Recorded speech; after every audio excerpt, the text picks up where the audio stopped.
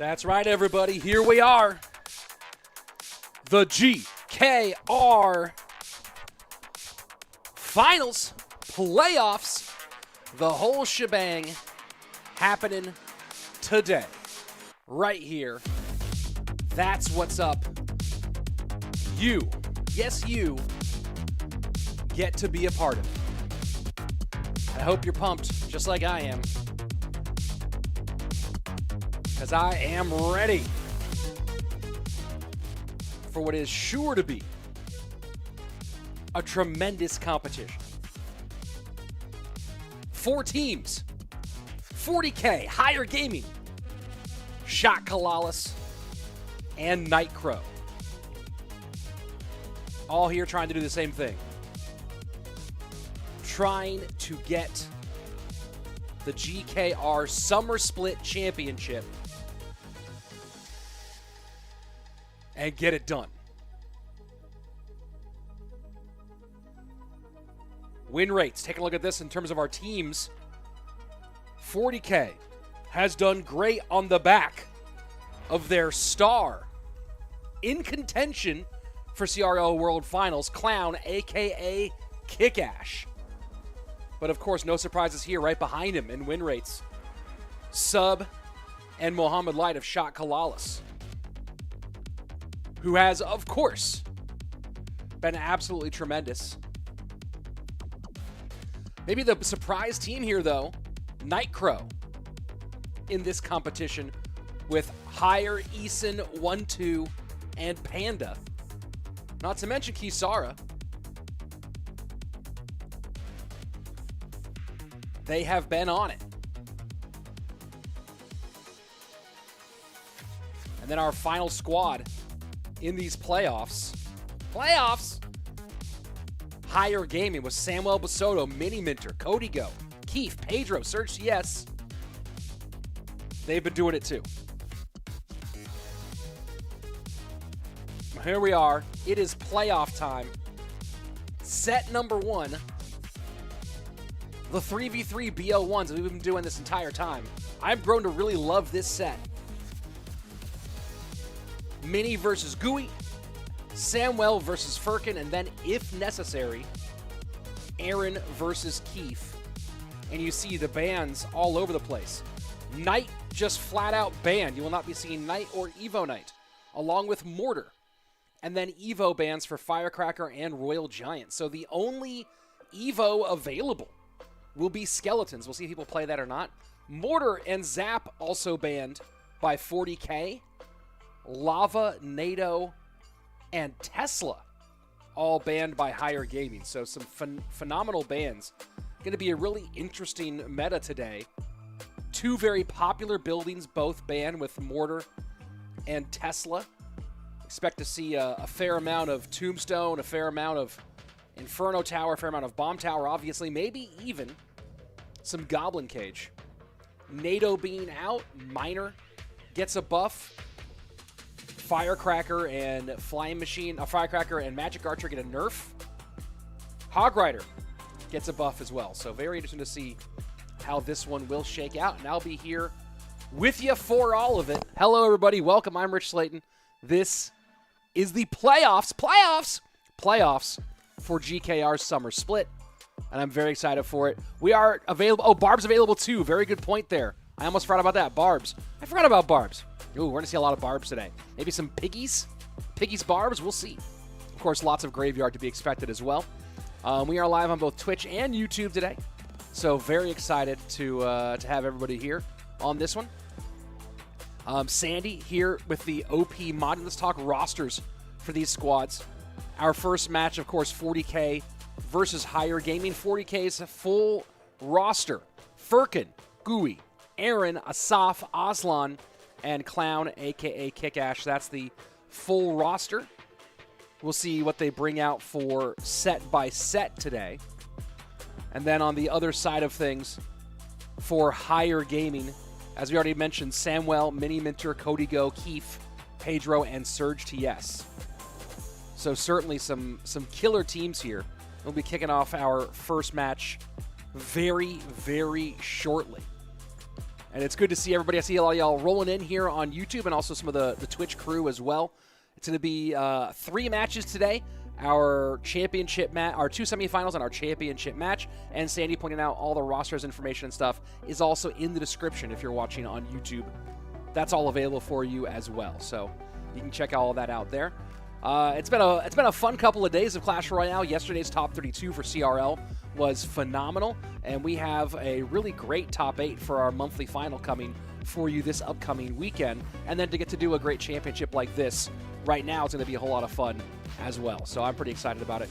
Is SurgTS Surgical Goblin? No, it's a totally different person. SurgTS is not Surgical Goblin. Tell me you didn't watch Teams without telling me you didn't watch Teams. Know what I mean? I feel you guys, though. Let's see. Let me figure out what we should be kicking off here any second now. And as soon as we have action, we'll be getting that one on screen for you. For those of you who don't know the format in these matches, the first set and I'll go ahead and show this to you here. The first set is the 1v1, the BO3s, the 1v1 BO, or the BO1s 3v3. So in this first set, each of these first matches, the number 1 matchup is Mini versus Gooey. The winner of that doesn't stay on. This is not King of the Hill. It's a very different format. We then go on to our second game, where it's going to be Samwell versus Furkan. And then if those 2 games are split 1-1 between the teams, then we go to Aaron versus Keef. Those bans are available for this, and those bans do act globally. Neither team can play any of those 3 cards, Troop, Spell, and Structure, or the Evo. So no one can play Mortar, no one can play Zap, no one can play Knight. All those different pieces are absolutely out. Our second set will be a 1v1 dual mode battle where each team will send out a player to engage a player of the other team in a dual mode battle. And then if those 2 sets are split, then we go to our third and final set, which is King of the Hill, which you might be more familiar with, where each team puts out a roster of 3 players. If you win, you stay on. If you lose, you go down. And your goal is to eliminate the 3 players from the other team. So a couple different types of 3v3s that we have here, which is pretty fun. The delay I'm hearing is that they are getting cameras all sorted out. So just making sure that they have cameras done and good. We're ready to go. Marwan Ahmed on the YouTube chat saying, when is the next CRL? This weekend. CRL Monthly Finals this weekend with a phenomenal top 8, including 2 already golden ticket winners in Mohamed Light and Mugi. So very curious to see, could the 3rd place person end up being the golden ticket winner? If Mo and Mugi are the finalists, absolutely could be the possibility. KH saying, is this Mini the caster who will play? Very funny. Mini's been starting casting more recently, but Mini's been a competitive player for many years now, since, I want to say 2018, 2019. He used to play semi-pro a whole lot in 2019 and into 2020, and then in 2020 began playing a little bit more professional, and then got into full-on CRL when I went solo. And here we go. Let's jump into our first game of the day. Mini versus Gooey. Let's go. And again, this is not dual mode. We will have a dual mode match in our second game of the day, or second set of this match.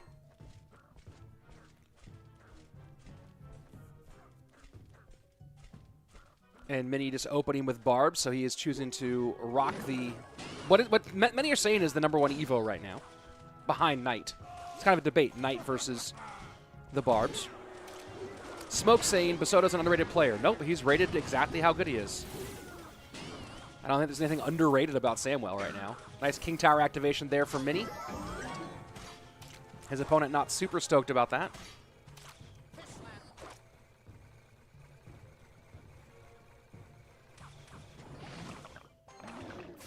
TGM saying higher gaming looking strong. Certainly they are.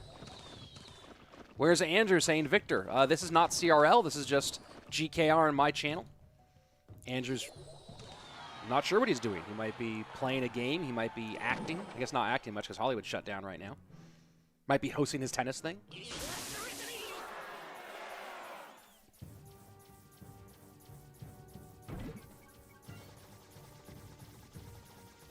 And we'll see how long it takes Mini to start getting what I assume is pigs involved here. Rudy saying he's calling it right now. Mini versus Moogie versus Mo for the grand final, with Faust winning the golden ticket in third. Faust is not one of my top picks to win the golden ticket. While Faust has done really well in the earlier stages, he has not played his best once we get to the bracket stage, and he's made more. I think he's made more monthly finals than anybody but Mo. I need to double check that stat, but he has made a lot of monthly finals and has not done well in the monthly finals.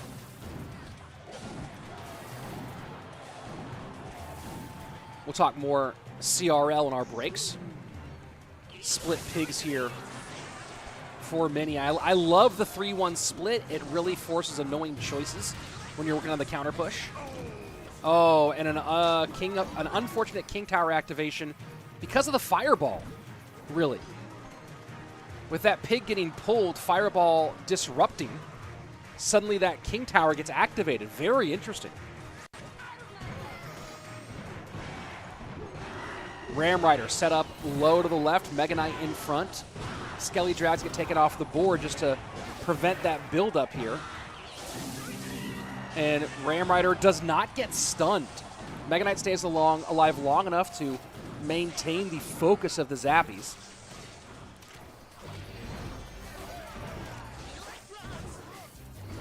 And just nothing getting on top of that flying machine that Mini's got up front. Now Skeleton Dragon's in. Ram Rider this time goes absolutely nowhere. High Zappies to support the Bards. And we should see Piggies here, probably all to the right. There we go.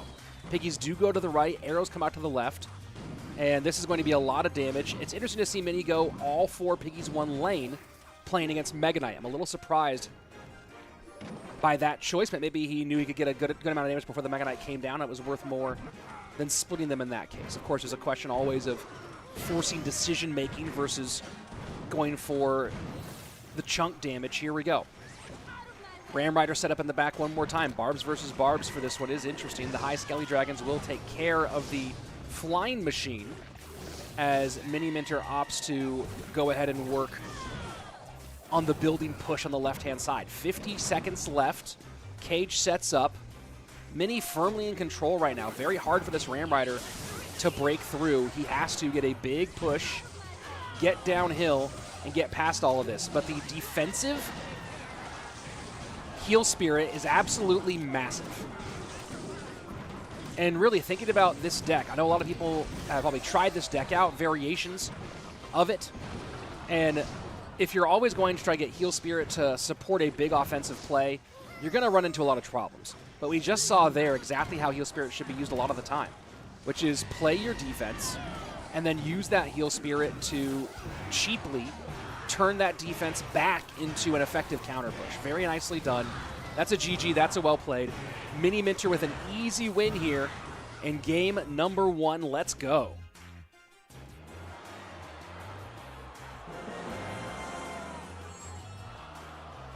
And a cats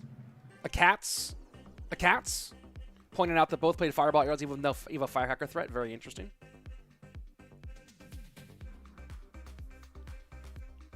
So, game number 1 to Higher Gaming. Up next, Samuel Bassotto versus Furkan. And this is certainly an interesting matchup. These are 2 top-tier competitors, and Furkan really has started to earn that level of respect in a lot of ways. Currently 32nd on the CRL points rankings. So in firing range, when we go into our final month, Samuel, of course, currently 5th on the points leaderboard, in position for a World Finals berth. And of course, we'll be playing in our monthly final this weekend, where he is one of my favorites as far as picks go for getting all the way in to that next level. Let's go.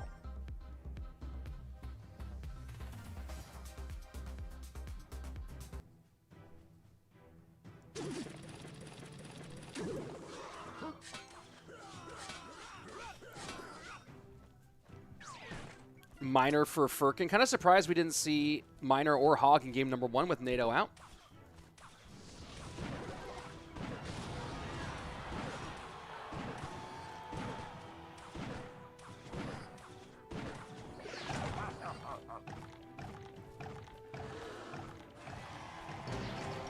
Andy Volton saying he saw a wooden frisbee that flew very well. Very interesting.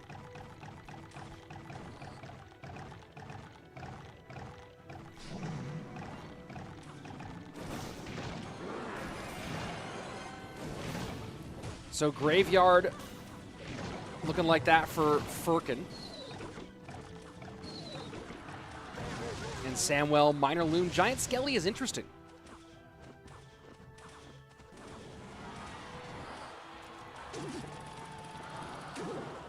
Giant Skelly is certainly an interesting call here.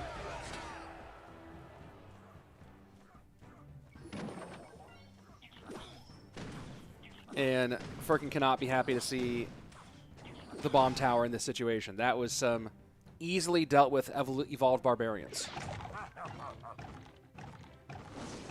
Will we see all matches today? Is there a third place match today? I thought there was just the 2 main and the 4th place match, or in the 2 semis and the final. Are they doing a 3rd place match? Oh, yes. So I think we're seeing all 4 today. Let me double check that schedule.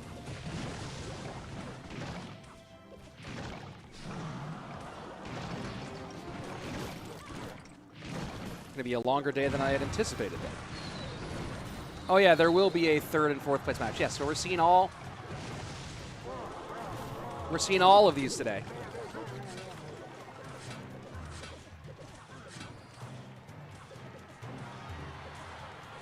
Adam, thanks for the question about my disc golf tournament. I shot well in League on Thursday and then played my first sanctioned tournament this weekend. Shot okay, not great. 104-degree heat didn't help. Evo Skelly's supporting this Loon Miner push, and those Evo Skellies get in deep and distract the Skeleton King for a moment. Still pretty close between these two players. 21-12 to 22-11. Giant Skeleton just not really playing the role that Samuel had hoped for. Although, of course, against the Evo Barbs could be great.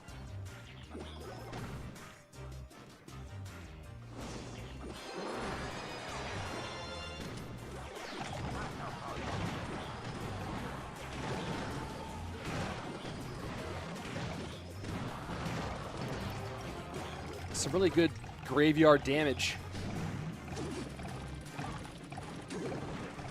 And arrows do not get all the archers. Maybe Sam stretching that a little bit too wide. Trying to get both the archers and the tombstone and barely succeeding on one of those 2 counts.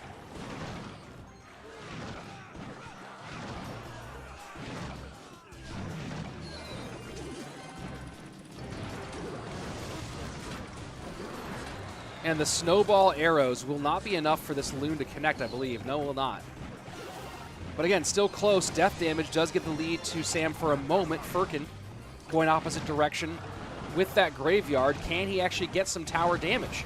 Fireball to push back the Musketeer, but lead still for Samwell with 32 seconds left. Miner gets picked up by the archers. Loon in. That time is a pretty good snowball, but Fireball's there to support.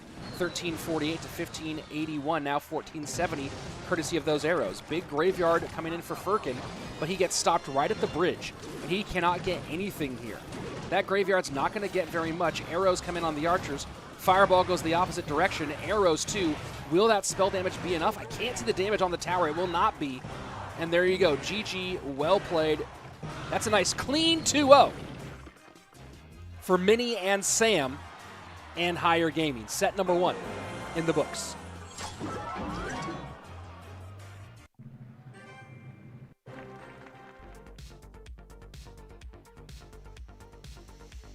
Coming up next, our dual mode set, Clown and Pedro. Pedro, of course, already qualified for CRL World Finals, courtesy of his golden ticket. Clown was not able to defend his position on the leaderboard, was in our top 7, now has dropped to 10th place. And with both Hasael and Titan being in this monthly final, a possibility he'll drop even further behind, depending on how many points they get and who wins a golden ticket. Going to be a very interesting weekend. But Clown has had the best win rate in GKR this season. He's been on fire. Practicing very hard. Has been working with the players of Jebus and training pretty hard to get himself in shape for all of this. So, certainly pretty dangerous. Smoke says, when is CRL World Final? End of November is when we have CRL World Finals. Here we go.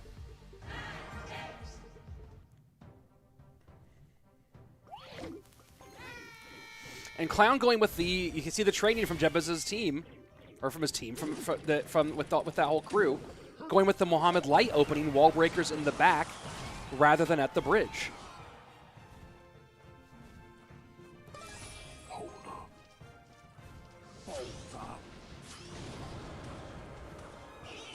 Luca asking, can I leak the world's location?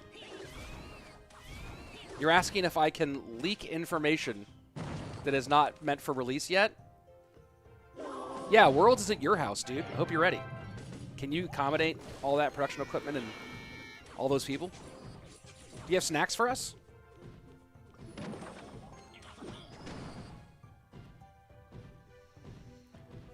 Jeremy saying it's way too hot to throw in DG tourneys right now. I played in many, and I like playing in the best normally, but it's too hot this summer on the Gulf Coast. Yeah, I played a C-tier flex start yesterday, and after CRL was over, and I wish I hadn't played after, because I went and played, I didn't get on the course till 3 o'clock, so I played it in like 102 to 105 degree heat. And I wish I had played in the morning, but CRL was happening. Newbie, we named an open top for players in CR now too. Well, it's very distinctly Mo is the one who started that opening play with wall breakers behind King Tower rather than at the bridge. Is this the first match? Ask Devil. Yes, it is.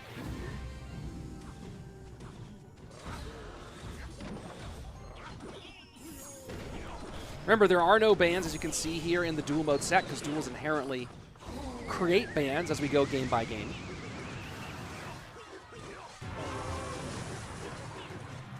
Jeremy saying, wow, be careful, Sadred. Yeah, should not have played. Wore lots of sunscreen, reapplied sunscreen, tried to stay in the shade as much as I could, drank lots of water, but it was not a good move. And I am pretty drained today.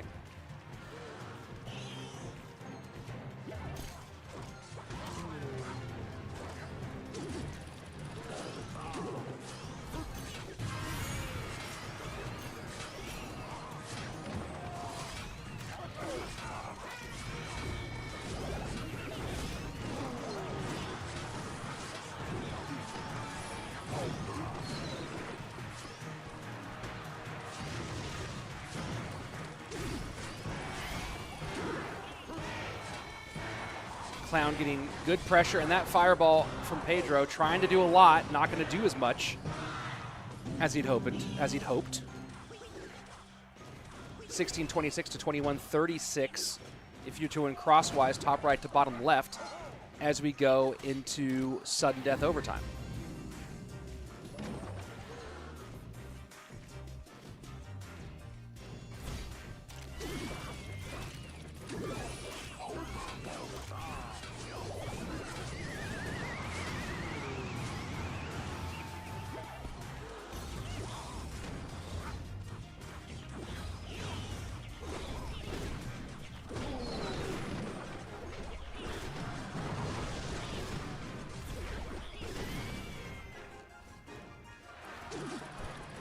And so far, Clown just kind of showing the exact class and how to play this deck against Royal Giant.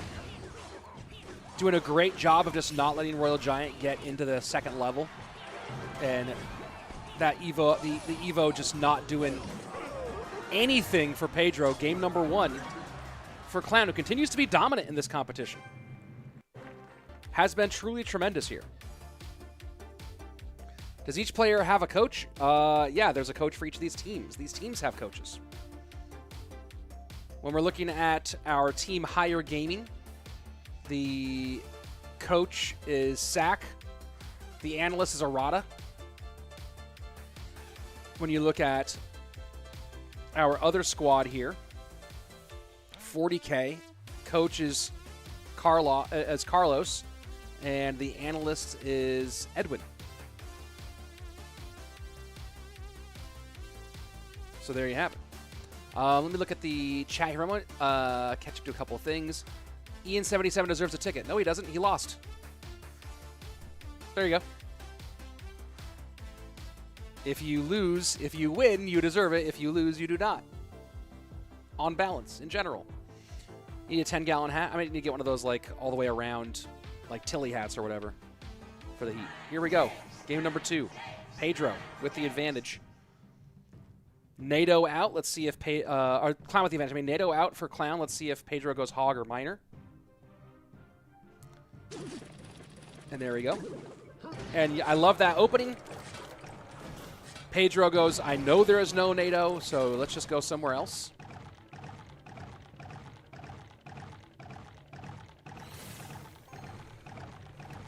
Amir Han saying, when is the last tournament for the golden ticket? Well, the week 6 top 8 bracket is next weekend, and then our final month is September. Top 1,000 on ranked, and then the Swiss bracket, 32, top 32, and that'll all be next September, in September.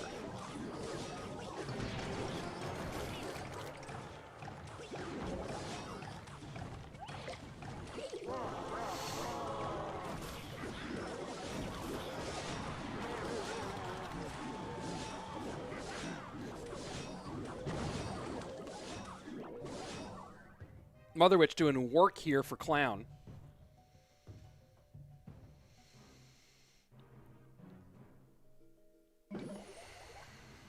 A very good pick, and you're seeing why 40K really has leaned on Clown this season.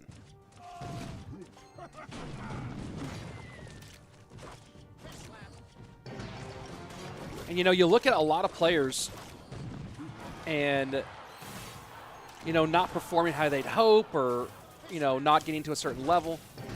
And part of you goes, oh, well, maybe it's just that there is no getting past different people, and it's starting to get impossible. Look at a guy like Clown, who has, without question, put in a lot of work this year. And you're seeing the hard work pay off in his results.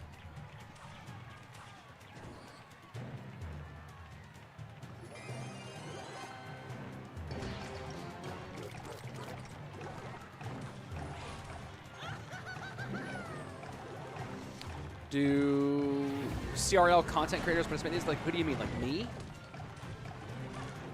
No, I'm a caster. That's what I do.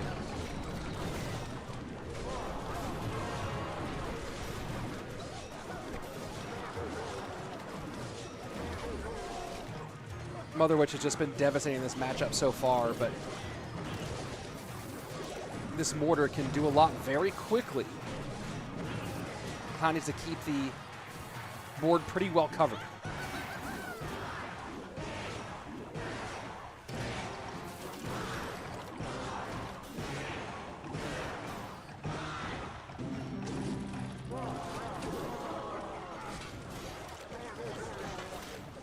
And unfortunate for Pedro with that fisherman.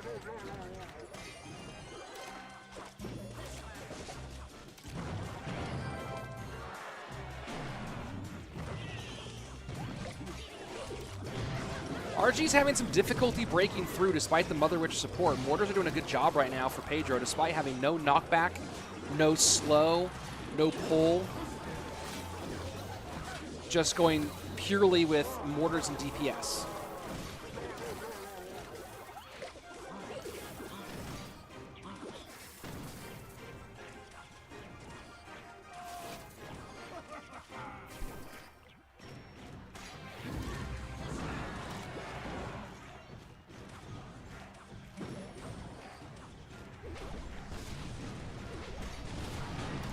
And Clown with the choice of trying to make sure that the miner or the cannon cart doesn't do much when it crosses rather than trying to break past the mortar. And you see why Barb Barrel able to stop the cannon cart on its own side. But again, Clown just staying enough ahead. Not trying to do too much. And I think that's the big key here, right? You see the Clown's not trying to do too much. Now we're in triple, and he's going to go ahead and put in pressure with these RGs. But he also knows that RG is unlikely to connect. He just wants to make sure that Pedro has to continue to spend money on, spend elixir on defense.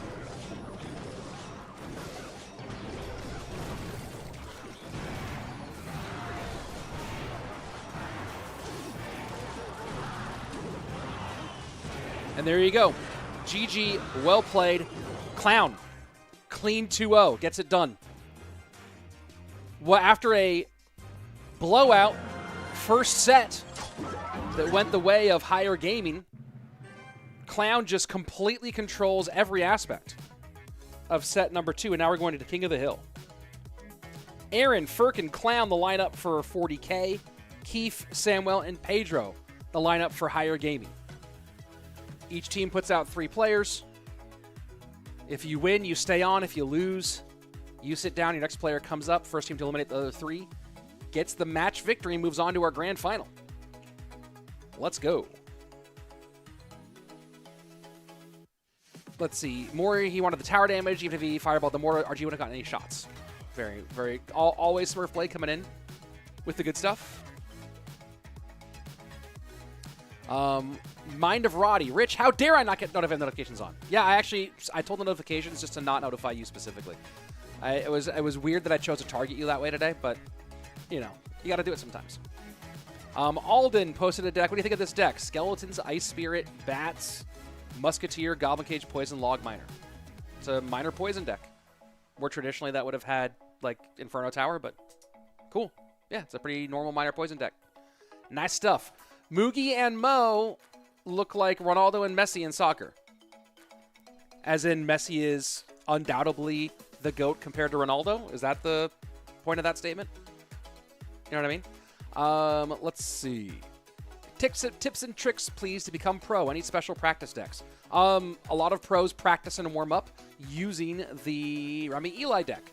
The Minor Wall Breakers Magic Archer deck. So, yeah, go for that one. I would say master one deck. There you go. Let's see. That felt personal. To who? Let's... Why is my dog barking? Who's ringing my doorbell? Hold on. Why is there someone at my door?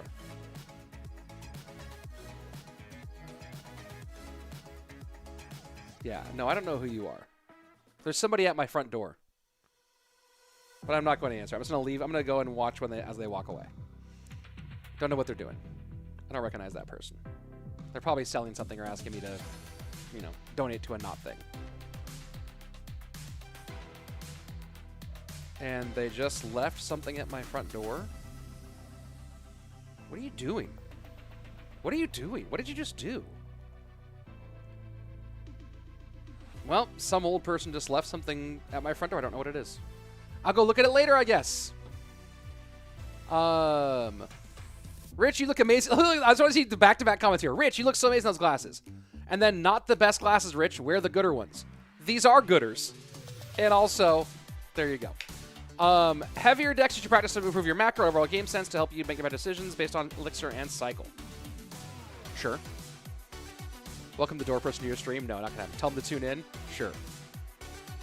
That was weird. That was weird. I don't know who that was or why they left something on my front door. Is what it is. Front door commentary. I should have shown you guys because I have like my camera. I have my Ring camera. I should have shown you guys the person. Let's see. Yeah, quicker devs help you practice your micro. Sure. Yep. Let's see. I'm worried that my teammate would fell asleep later. What? How to beat the meta each season? I don't know, dude. Play Clash Royale. Has anyone ever seen your eyes before? Yes. Do you ever watch CRL? I don't wear glasses on CRL. How many glasses do you have? Not enough. That was me. I left chocolates at your door. I'm not eating those. Nice to see you again. Nice to see you again. Again, we are still waiting. Let me find out why. What are we doing? I'm messaging the admins right now. Whose games are playing today? Yes, we are. Here's today's lineup. Here's what we're doing today. Here's a story. How to beat Mohamed Light is a question I just saw. How to beat Mohamed Light? Be his clone. Does Code Rich get working on Gooder? I don't know, actually. I have not tried it.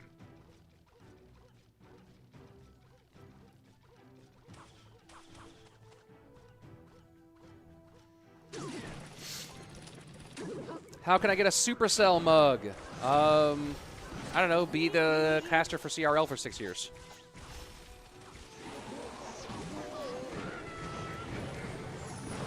Bans back in effect, and no surprise to see Miner and Hog both in here. Who is the most content creator to help people improve their skills? I don't know the answer to that.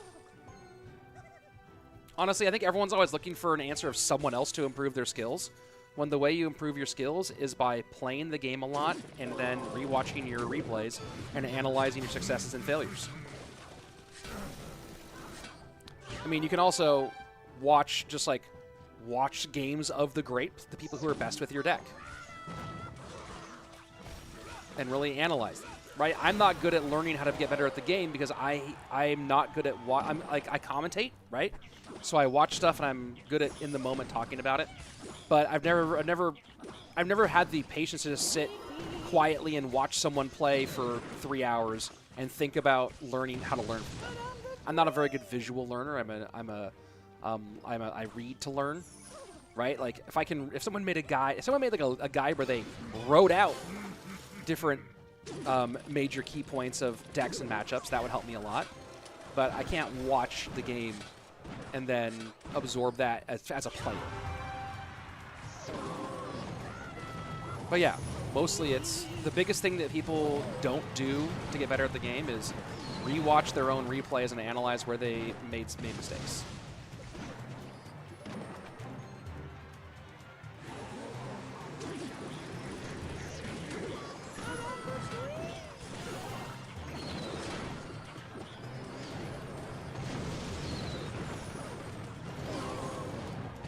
Aaron happy with that, and you see Keef. Look at that. Keef kind of shifting in his position, going, okay, I need to try a little more. All right, that old meme of a gamer who's like sitting back and then they like sit forward when the game gets more difficult.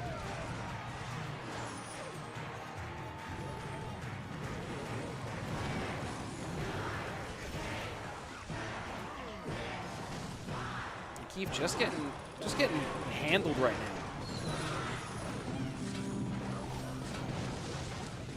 And the Queen does get into the ability. Can the Queen get anything out of it? Not really.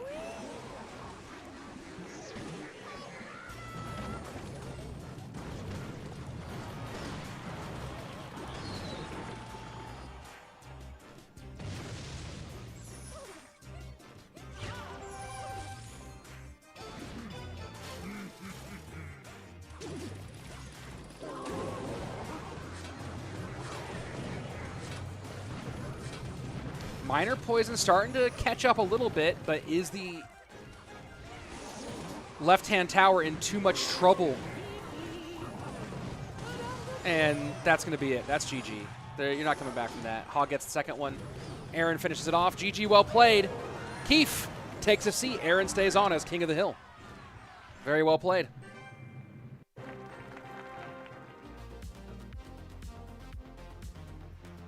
And there you go. Aaron down, Furkan up next. Keef down, Aaron stays on. Samwell up next for Higher Gaming.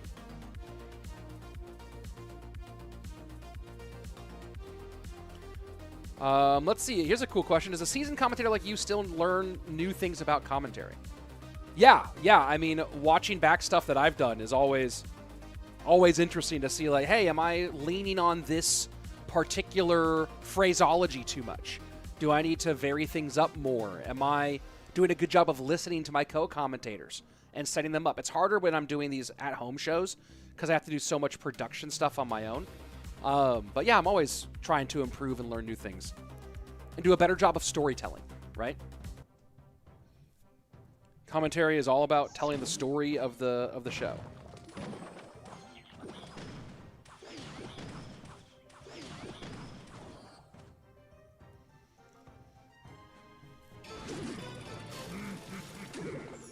Rich, do you play? This is always the strangest question. Do you play Clash Royale?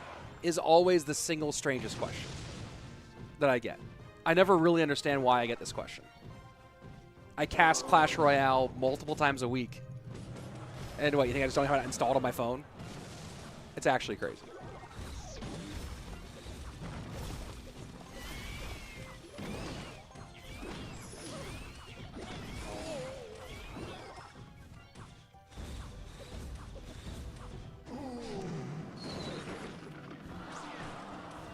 And this loon has some decent protection. I don't know if this will mean anything, though. Oh, there we go. That's actually nice. Gonna go ahead and get some death damage in. And for now, that's all he needs. Rich, do you have a cell phone? Do I possess a mobile communications device. Yes, I do.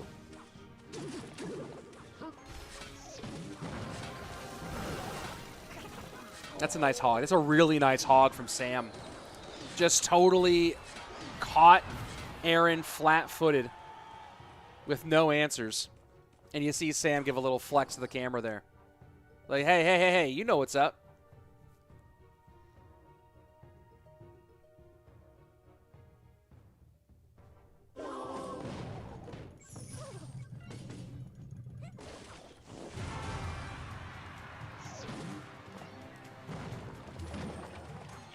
Nice little pressure hog. You're not going to see an EQ on this. You're just going to... No, listen, Sam is just going, hey, spend your thing.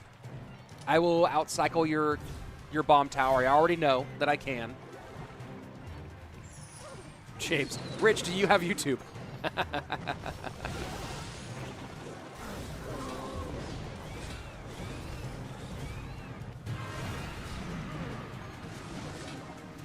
This loon is the real deal here. Bomb tower and cycle for Sam. No troubles there. Musketeer down low. But right now, Aaron's not having opportunities to get the monk in front of those loons. When that happens, keep an eye on it.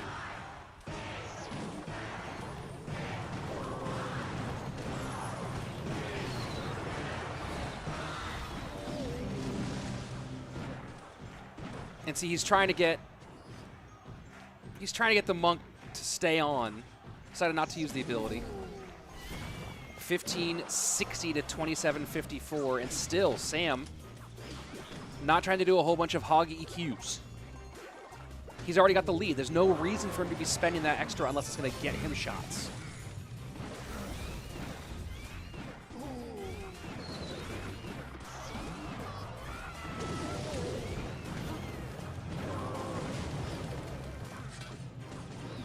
$12.82, and it gets worse and worse for Aaron here.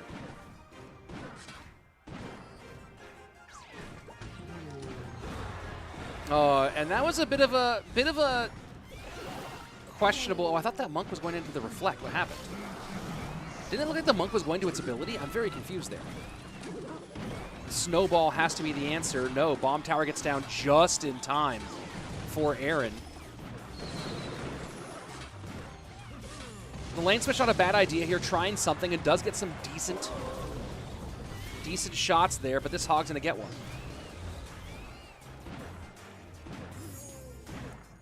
It was the Ice Spirit stun. Good call there, Smurf.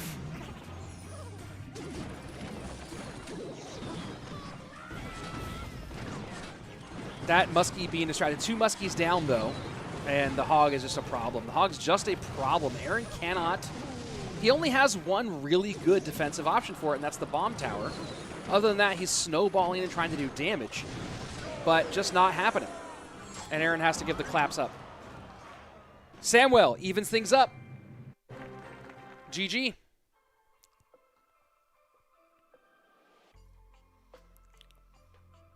Let's see. Amr Moe saying, I think Bassotto is world #1 player along with Mo Light, both extraordinary, and their match in World Finals was so close. Honestly, I think that if Sam worked as hard as Mo, there's an argument that he could be a clear #2 in the world. Sam is a top 10 player on the planet, and from all accounts, he does not work that much. There's a couple players who are like that. I can tell you from my own experience that Sam was not spending a ton of time practicing and getting to bed early at CRL World Finals, and he still played the way that he did. So, tremendous skills and raw talent. If he makes World Finals and chooses to spend those few months like really, really, really working, he will be one of the most dangerous people there. And he already is. He already is one of the most dangerous people in World Finals if he makes it. If he really practices, he might be the biggest threat to Mo. Igor's other guy doesn't work too hard, but has a lot of talent. Yeah, Igor is supposedly working harder, but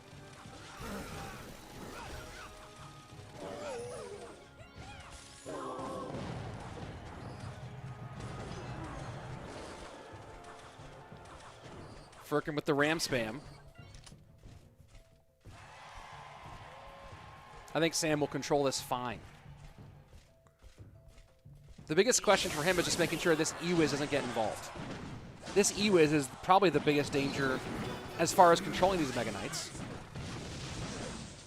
But as you can see, as long as he does that and gives the Mighty Miner support so that it wins the fight, pretty good stuff for him.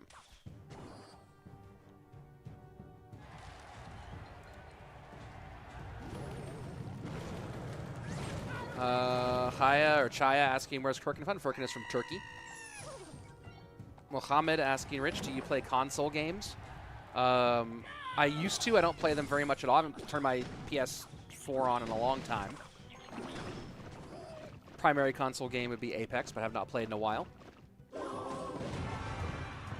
Mind of Roddy saying, I'm going to Worlds when it's announced. Can you sign my sunglasses? Yes, absolutely. I need to get a, I need to get like a white paint pen or something. This seems like it's going to be hard to sign sunglasses in black.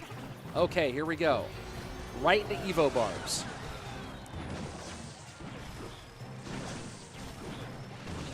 The deeper we get in, the harder it's going to find a chance for a hog to break through. Right now it's, hey, you have the MK, you have the barbs, and there's no way for Sam to clear barbs, not to mention the fisherman. And a little fast and loose with the fisherman. The MK will handle. One shot gets in, though.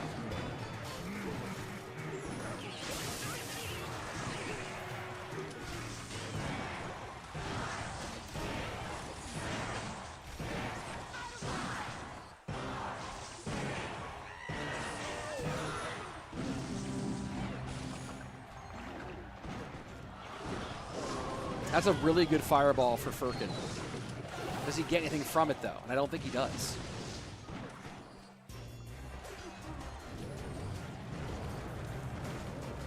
And I think Sam has a really good pacing, right? Doing a good job of defending, but also doing a good job of pressuring when he needs to.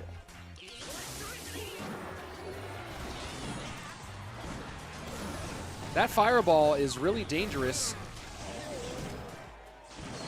And Ferkan, at this point, it might be just mostly about getting fireballs on tower, fireballs and arrows.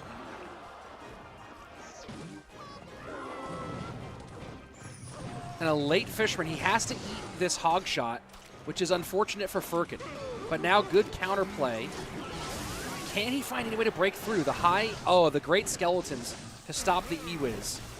So Mega Knight does get chunked down. That was really phenomenal from Sam. That was a really sharp play from Sam, and now Ferkan is in trouble. 21:96, 45 seconds left. And look, he's gonna let this Ram Rider just go out there and die. E-Wiz, does it stun again? Yes, it does. Gets the first one. Can Furkan get the overwhelm opportunity going? Goes full fireball arrows, does have a fisherman, and he does pull the hog. 1866 to 2048, 17 seconds left.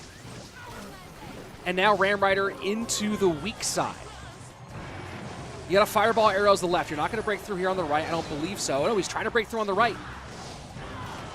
Fireballs. Ram Rider doesn't connect. I am a bit surprised.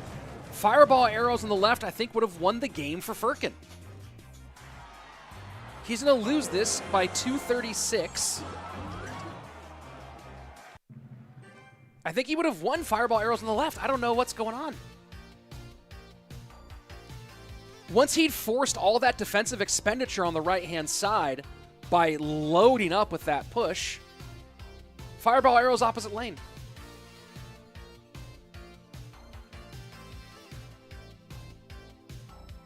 Sam stays alive, and now it's down to the last man for 40K. Can Clown get 2 in a row? Rich, you think Sam plays Mortar better than Pedro? He said to Sam to EQ log the tower, which should outdamage even fireball arrows. But Smurf, this is where I'm going to push back here. Sam could not spend 5 elixir EQ logging that right-hand tower with all that stuff on the board. Right? There was too much on the board for him to go ahead and do that. Sam was trying to shut down. There was Ram Rider, Skelly Drags, a Partridge, and a Pear Tree on the board. And Sam had to spend a lot on defense to not let it connect. Because a true connection there would have been GG and in favor of Furkan. So I don't know, man. I don't know. You have to split them out. Hey, Smurf sees my point. Let's go. Let's see. Where will World Finals be this year? The moon. It's crazy, but they've actually built an esports arena on the moon. We're all going there. Hard to get tickets. I mean, tickets are actually easy to get. It's hard to get to the venue. But, yeah, to the moon. It'll be fun. Let's see. Apex Legends? Yeah, that was my console game. I don't play much anymore. Where's Simon from? Simon who? Simon Lazat? He's German, but he lives in Massachusetts. Let's see. Kind of scrolling back here for a minute. Once Ronaldo said talent, hard work is nothing. Yep, absolutely. Catching up here. He won't beat Sam in Spell Cycle. He could have in the end. Here we go. Is it better to play with meta decks all people know, or create your own deck players don't expect it? Creating your own deck that players don't expect will only work at the mid and lower levels of ladder. Once you get up to the top, once you start getting up near the top, yeah, your own deck is probably your own deck because it's poorly balanced and will end up being a gambler's deck. And then eventually players will know that it's your deck and they'll know whether they have the matchup or not.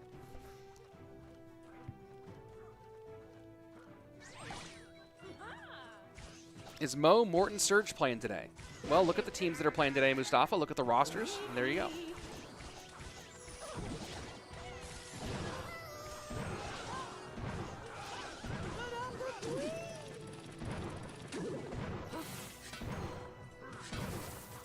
Who's your main in Apex? Primarily Horizon.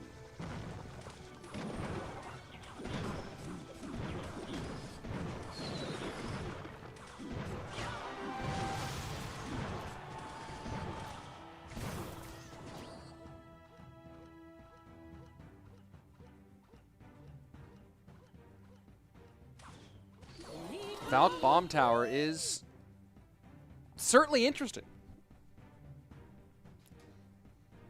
You know what I realized is that I think I have one more pair of gooders that I got in that care package.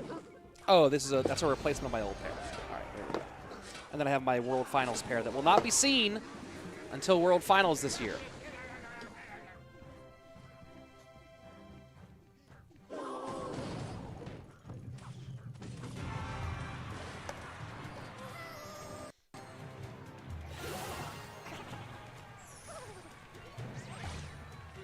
Slow little pokey start here from these two.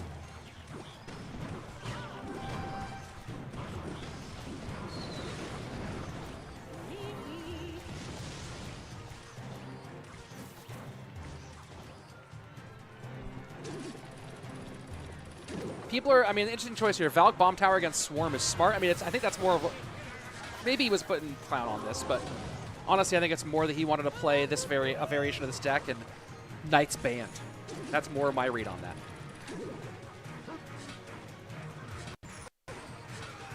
Oh yeah, and first time chat on Twitch. Yes, this is not CRL, so there are bans in this competition. Judith asking, how do I find a player's main account based off their alt? Royale APIs, usually pretty good at linking those. Is Archer 2 BG play today? No. He's not in this competition.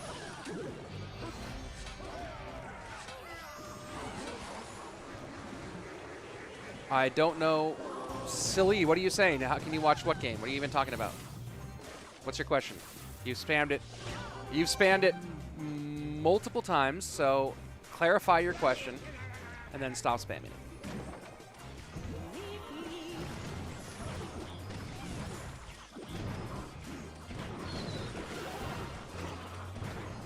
Oh, I like this pressure from Clown on the left-hand side. Bomb Tower out.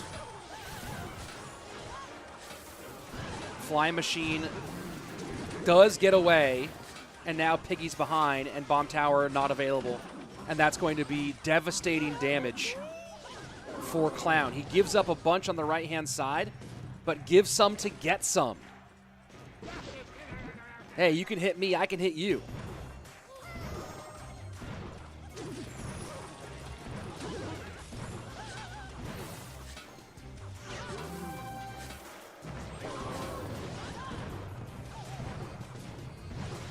And the fly machines have been a real problem for Sam. And the Archer Queen has not been getting involved in the fly machine conversation. Bomb Tower should come out now. There you go. Archer Queen finally does get onto this flying machine, I think. No, turns to the Zappies. And Clown is it's almost like Clown's playing an Archer flying machine spam deck as opposed to a Royal Hogs deck. He is really cycling to these helicopters. Good fireball, good arrows. 225 to 569, 10 seconds left. And that should be enough to hold off. GG, well played. Game number 5 incoming. Let's go. Clown. Great performance, as he has done. Little redemption after that rough outing. And now we go all the way to Game 5. Clown and Pedro rematch after Pedro really stomped all over Clown in the dual mode matchup. GG. Incoming. Let's get some water. Let's see. I feel like the Twitch just got bigger. YouTube is the primary stream, folks. We got about just under 600, between 575 looks like, watching on YouTube, and about 50 of you watching on Twitch. That was great. Oh, oh yeah, Clown did 2-0 Pedro. I had it backwards. I had it backwards. Good point, Smurf played. So Clown, let's see if Pedro can get the revenge here. I'll wait for when it's held on Mars. Yeah, dude, CRL Mars will be great. I'm excited about. I think I'm definitely excited for CRL Mars. Let's see. Wasn't GKR a solo competition? I have no idea. I've only done it with teams. Let's see. Hey, Rich, recommend some of those shades. Go to gooder.com/Rich Slayton. Link in the chat. Or link in the description. Do these buttons work? Let's see if this button works. My YouTube buttons. Oh, that's my subscribe button. Okay, that button works. That's fun. That's working for the moment. Very cool. Let me check out the Twitch chat. I've not been talking to the Twitch chat in a minute. Imagine CRL players trying to somebody using Royal Alchemist? What are we even talking about? What's going on? Twitch! What's going on over there?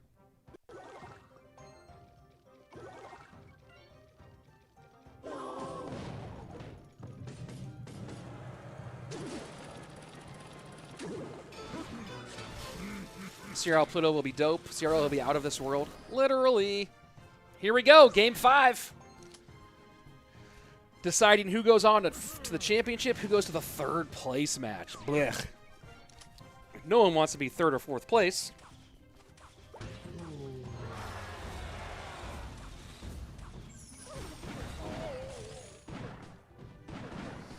So Loon on both sides, maybe? Might just be minor control from Pedro. It might be... Nope, Hog, never mind.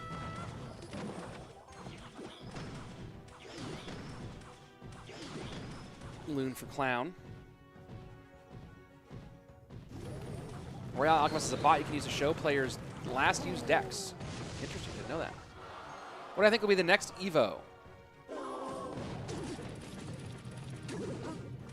Probably the Mighty Miner. He needs an Evo, I think.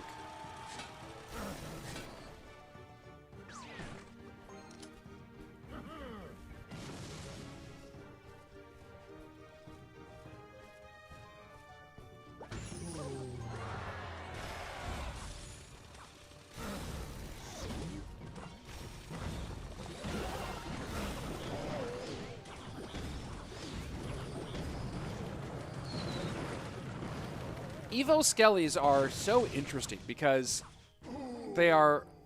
Here's, you know, the challenge with Evos, obviously, there are 2 main challenges. One is they're overly paywalled. Not going to get into that into any depth. But number 2 is that most evolutions, we have a mixture. We have like essentially 3 types of evolutions right now, right? And there's in terms of just a category of strength. We have Evos where the evolution is always good, super awesome, no matter what, and has no situational good or bad. It just is big time, right? Like Evo Barbs, Evo RG, most of the Evos. Some Evos, the Evo gets way more value when you use it in certain ways. And while it's too strong right now, it's one thing I like about Evo Knight conceptually, even if it is overpowered, is that conceptually, Evo Knight gets that the ability gives you more value when you use the Knight in a way where it's moving, right? And you've seen some people play the Evo Knight a little differently than regular Knight because they want to give it more room to walk and absorb ranged damage. Evo Skeletons, it just seems random whether their evolution is worth it or not. There is something to playing them when a small spell's out of cycle. But in general, it just seems like Evo Skeletons, it's hard to predict when they're going to actually get any sort of value.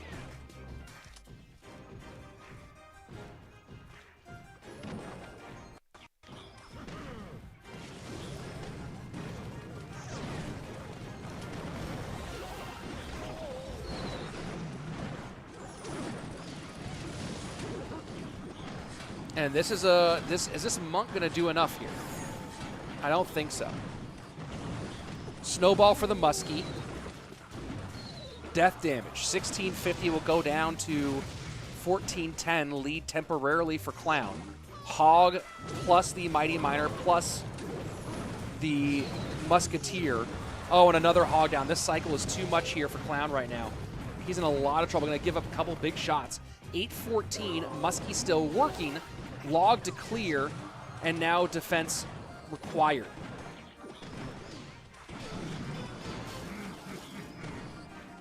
And this is, again, one of the problems with Monk. And we talked about, Ian talked about how he didn't like Monk as part of Hog because it being your primary ground, like, mini tank for that price, and also not be able to have more than one on the board, just made it hard to use realistically. And what we're seeing here is that same thing. Clown. In the final game, despite being our top win rate player, not able to get it done. And Pedro gets the revenge, sends his team to our grand final. Very nicely done. Semifinal number 2 coming up in about 5 minutes. Shot Calalas and Nightcrow. Let's go.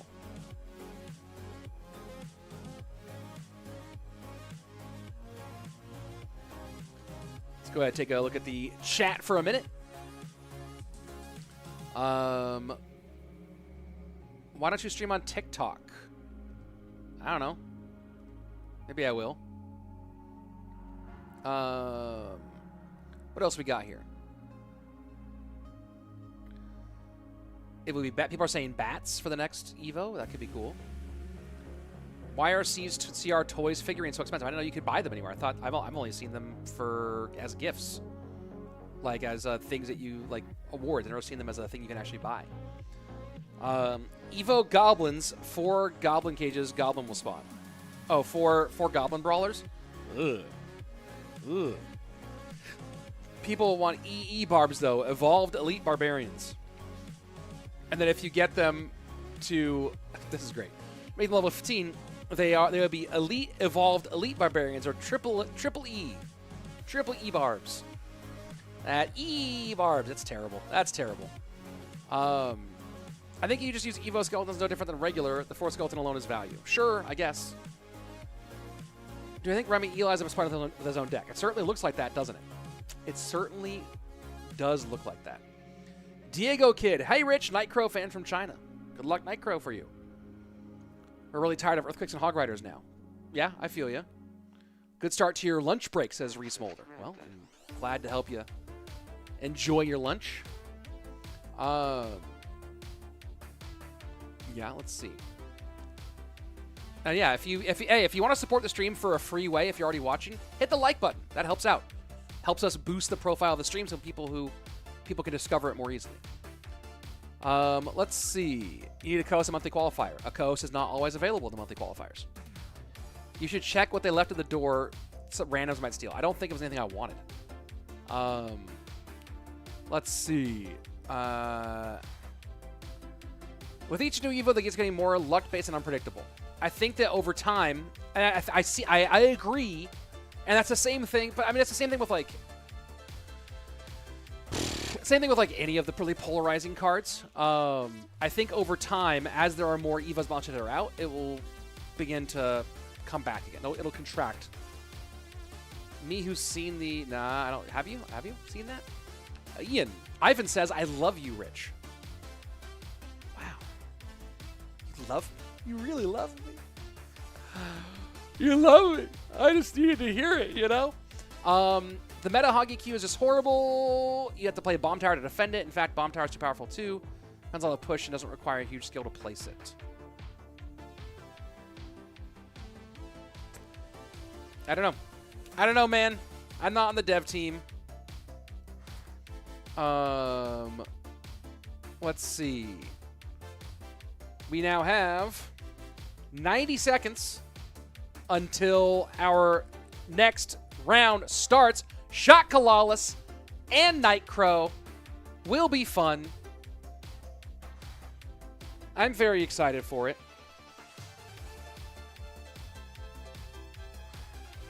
One second, folks.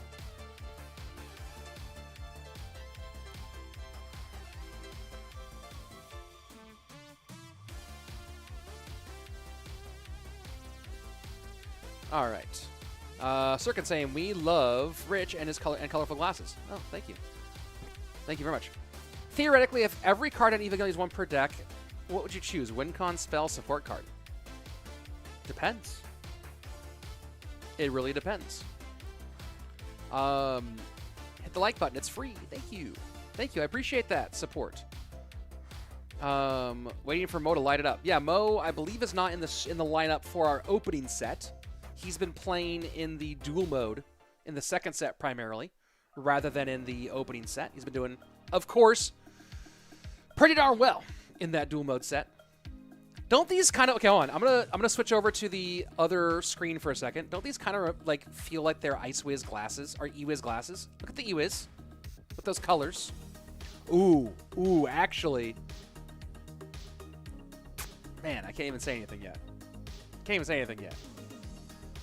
But these are fresh. These are fresh. Have you got any deck recommendations? Yes, play the one that you're best with. I can't wait till I have 2 Evos in the game.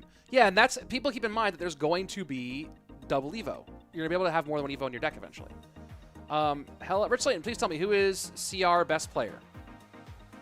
Wait, what did I just do? What did I just do? I accidentally... That was weird. Hold on. I accidentally blocked Sandy for a second. Sandy, I'm sorry. I didn't mean to block you for a second. What the heck just happened? I was trying to, like, hit a message, and I accidentally blocked you for a second. You should still be a mod, though, I think. That was crazy. Sandy, tell me if you're still here. Let's take a look at the lineups for our first... Oh, and Sandy got unmodded. Add as moderator. There you go. Standard moderator. There we go. That was ridiculous. Let's take a look at our lineups for the opening set. 3v3 BO1s, Panda versus Rainbow. And then Wallace versus Kisara, and then if necessary, Sub versus Eason.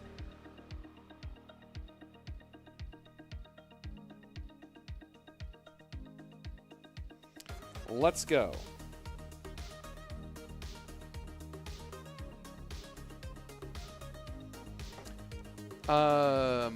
Let's see. New Evos will make the game bad only because if he doesn't be able to counter 90% of the other players, they'll play every time. A lot of funny strangers may disappear and make the game boring. I don't know. Over time, I think it will even out. Again, once they all have Evos, you know what I mean? I don't know. I have hope. And someone dragged me. Someone like came into the comments of yesterday's stream and was like, "I haven't watched Rich in a while. Is he still defending the update?" And they were. I got dragged pretty hard for it. And I think that people mistake my like. I have optimism. I'm an optimist. I believe that over time it will even out. Because I've seen the game go like this over the years. And like, hey, the meta gets terrible. And then something cool happens and it gets better. And then the game goes, something weird it gets introduced that's not good. Then a good thing gets introduced. And like, I don't know. I'm an optimist. And Chief F saying, hit the like button, it's free, with a $2 super chat. Thank you, Chief F. That is very, very wonderful. I appreciate your support.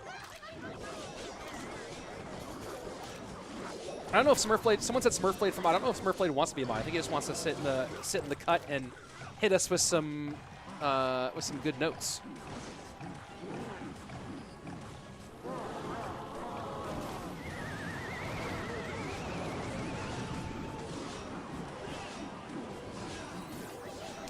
Hey, Rich, I saw Twitter Supercell's removing creator codes. Is that true? I haven't seen anything about that, but I also have been checking things.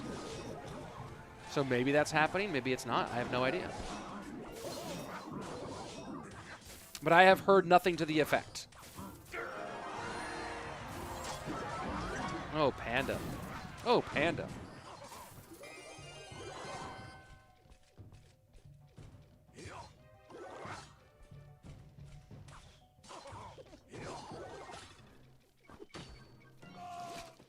And Clash player with the comment, cost too much for Evos. I agree. I do think that Evos, I think that putting a full evolution in the Path of Legends is good. It incentivizes Path of Legends, or not Path of Legends, in the whatchamacallit, in the Clash Royale is good because the game does want to make money. But I think it also should be easier for people to access them. Right now it is way too hard to get Evos. It should be easier for the average player or free-to-play player to get Evos. Oh, it's not having people impersonating Max and Jerome. Okay. As they often do. Mrs. Slayton just came through with some coffee. Oh. Oh, she's the best.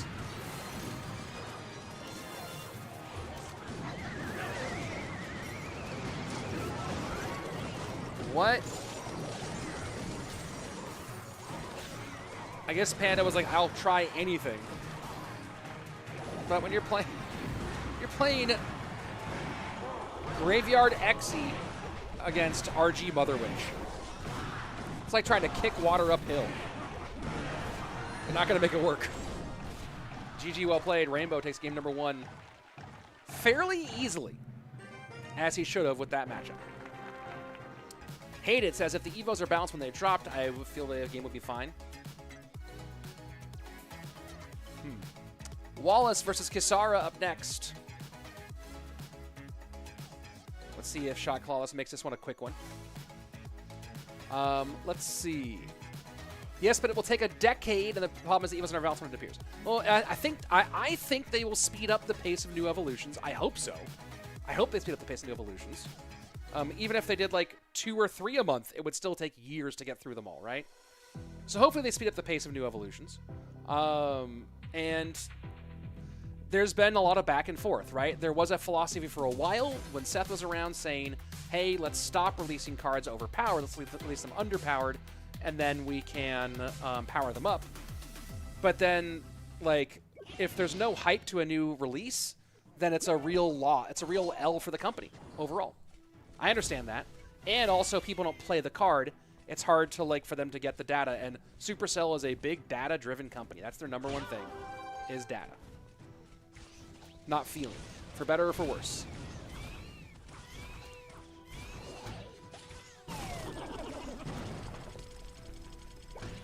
Do I think changing Knight damage absorption to 50% would balance it? That's a good question. I kind of like the big... I think that, like many of the Evos, the problem is less from the ability and more from the other stats buffs. The more HP, the more damage, that sort of stuff. I think if the Evo was only the shield on movement, we might find that Knight was actually kind of balanced. I don't know for sure, because I haven't seen it play that way. But I think like all Evos, the ability is less of the problem than it is the stats buffs.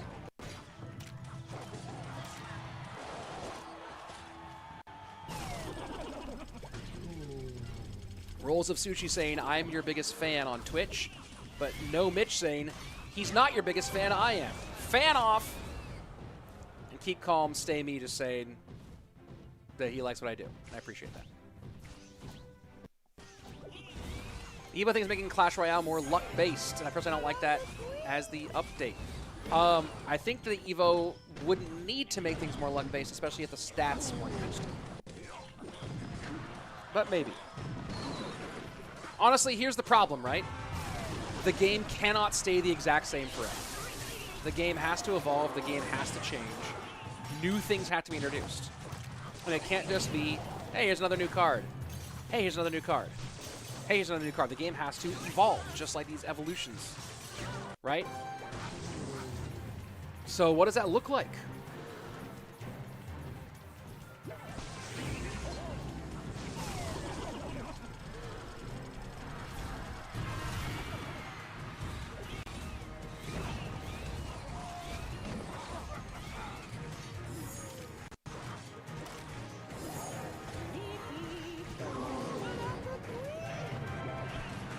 Double RG push for Wallace to contend with here.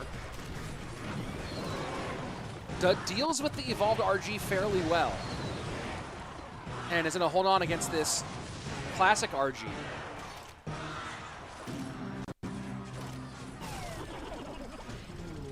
I feel like Drill hasn't been super popular as of late since the most recent update.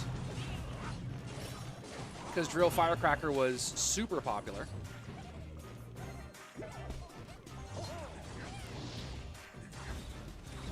Nufard on Twitch saying, I feel like Evo makes the game fresh, kind of stale for a while, but I wish they would focus more on clan wars.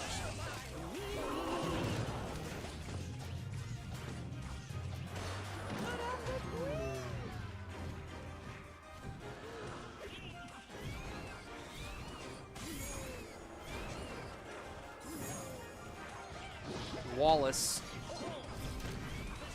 just handling these Evo RGs very, very simply. Engaging them at the bridge early. The range damage certainly helping. That's a good fireball. That's a very nice fireball. Gets a little extra damage in. And interestingly enough, the Monk has not been the factor in this matchup that Kisara would hope it would be. Right? You pull Monk against a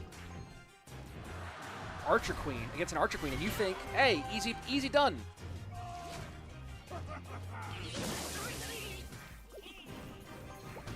But so far hasn't been the case. Of course, this Monk now against 2 bomb towers, can it get the reflect up? Does, but the cycle of Wallace is just too great. The cycle of Wallace is just too strong. This is perfectly played. And that's going to be Kisara just puts the phone down. Easy 2-0 here for shot Calalas. GG, well played. Wallace, who will be facing off against Mo next weekend to kick things off.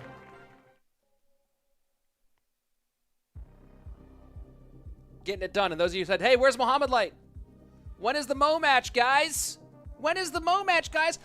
Coming up next, Mohamed Light versus Higher. This is a fun matchup. This is fun. I'm really curious. I'd love to see Higher against Mo. Let's go. Let's go. Momo. Someone, as always happens, someone also commented on yesterday's stream that Mo was being censored because I didn't show all of a bunch of Mo's games. Which, just, man. People are so emo when it comes to this game. It's crazy.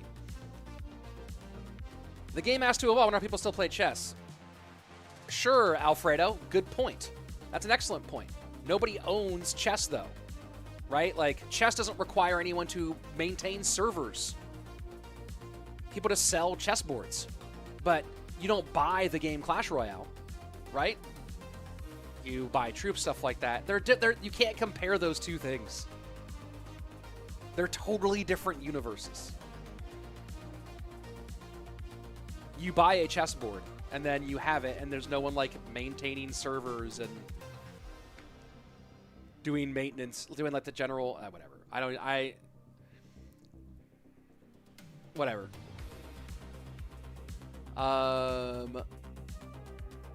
Let's see. I wonder how badly Hire's gonna lose. Ooh, boy, says TGM. All right. Love the shade, says Dr. Sot. Thank you very much. Appreciate it. Rich, does Mo play today? I don't know. Does he? Does Mohamed Light play today? Gotta buy a board every new update. So annoying. Olsen, you know what? I'm gonna pin that one for a minute. That one gets a big win today. That one's gonna get a 2-minute pin. Comment of the day so far. Gotta buy a new board every update. So annoying.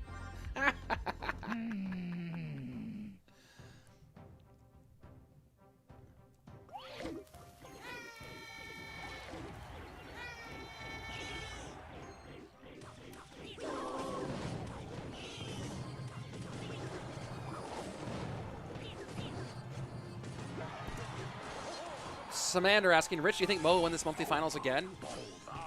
Best chance of anybody.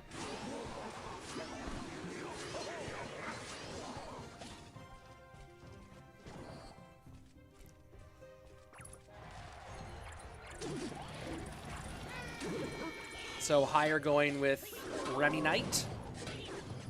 And Mo going with Minor Wall Breakers, the Bat Spears cycle. Thank you, Sandy, as always, for being here. OP mod.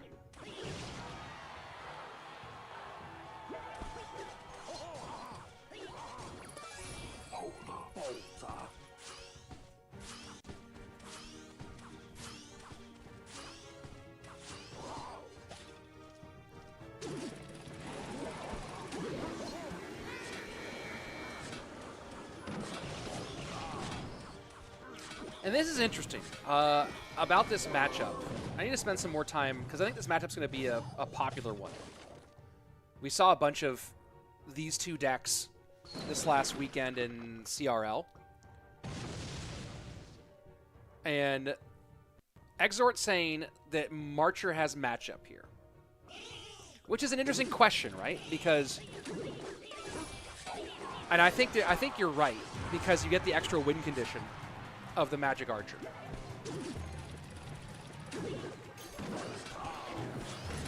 You do get the slower cycle, and the Magic Archer is not as good against the Knight.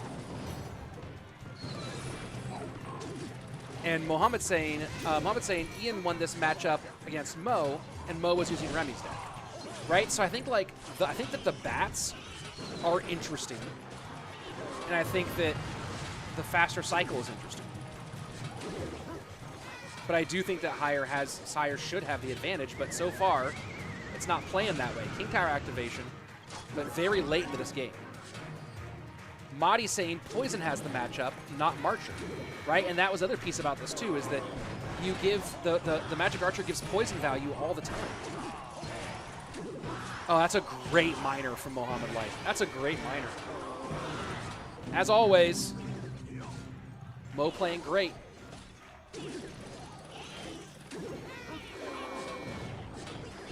Yeah, so Newbie saying, a lot of people saying Poison carries the matchup.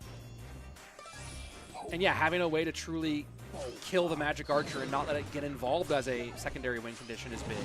You see Mo doing that exact thing every time. That was a great night.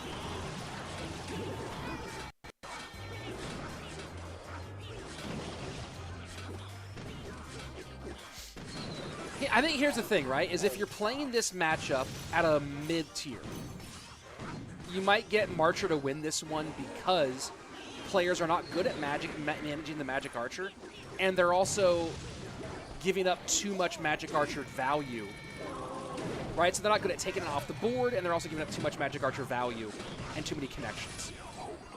At this level, Mo's not going to do that, and it forces Higher to make weird decisions with the Magic Archer. And he now has to play it reactively, not proactively. And I think that's the big change we need to see from Higher right now, is find a way to play the Magic Archer reactively rather than proactively.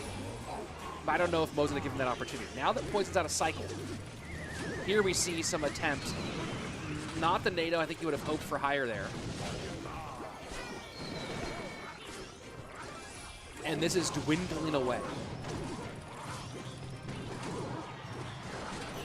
Good catch-up, good NATO, good miner work. Miner wall breakers in, Evo Knight for Mohamed Light. No connection, that's big. 675 to 627, 12 seconds left. Poison should win this, though. NATO pulls miner away. That doesn't mean anything, you have to kill the tower. GG, well played. Mo gets it done.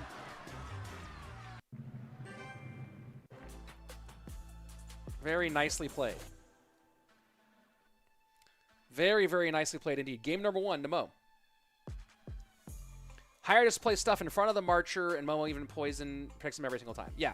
No, there needed to be at some point a reactive Magic Archer. But I don't know if Mo was going to give an opportunity for it.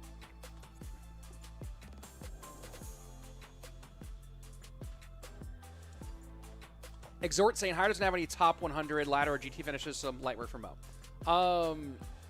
I think that's a kind of an interesting characterization of Higher, who was definitely a phenomenal player in CRL, a phenomenal head-to-head player in CRL. I think that, let's see. No, he has an 84. He has a finish at 84th.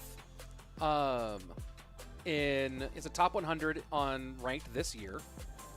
I don't know about his global tournament finishes. I don't know how much he plays global tournament. Let's see. Oh, here we go. Back into gameplay.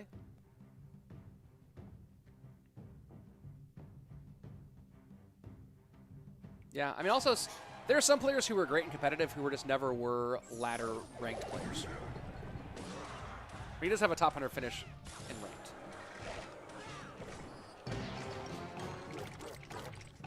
And KFP saying, I think Higher's original better account is gone because of China server. Yeah, but I think also Higher, I think that Royale API still has that data, but I could be wrong.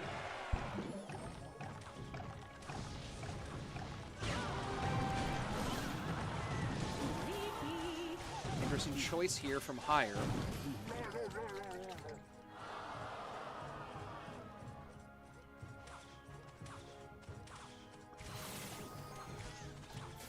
And this has to be Hog, I guess.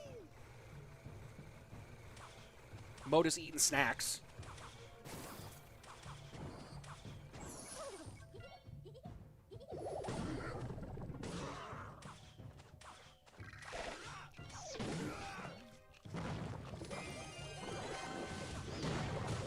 Oh, good attempted prediction. There's going to be no King Tower activation there. So, kind of a null play there. Higher went for a good prediction against the Fisherman.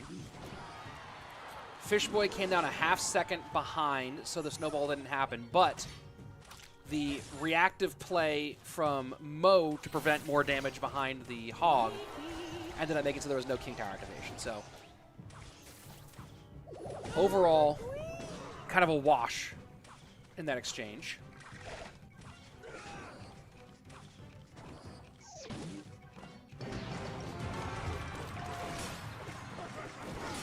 And there's no activation. I wonder if, yeah, Mo, you see Mo kind of like, come on.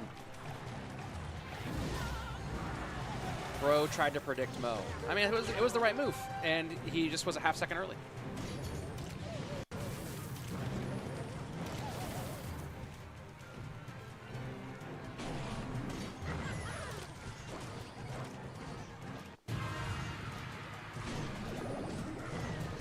Very good point about getting top ladder finishes.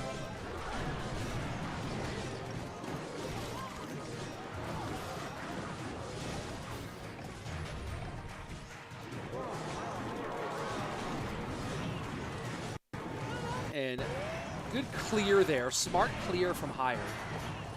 Higher's a smart player. I think that's one of the things that people, you know, again, like a lot of Westerners don't know a lot about Higher. Especially if you didn't follow CRL East, if you didn't watch him in CRL World Finals. Higher's a special player. He's a smart player. He's up against the greatest of all time, which is obviously difficult for anybody and probably ending in a loss right now.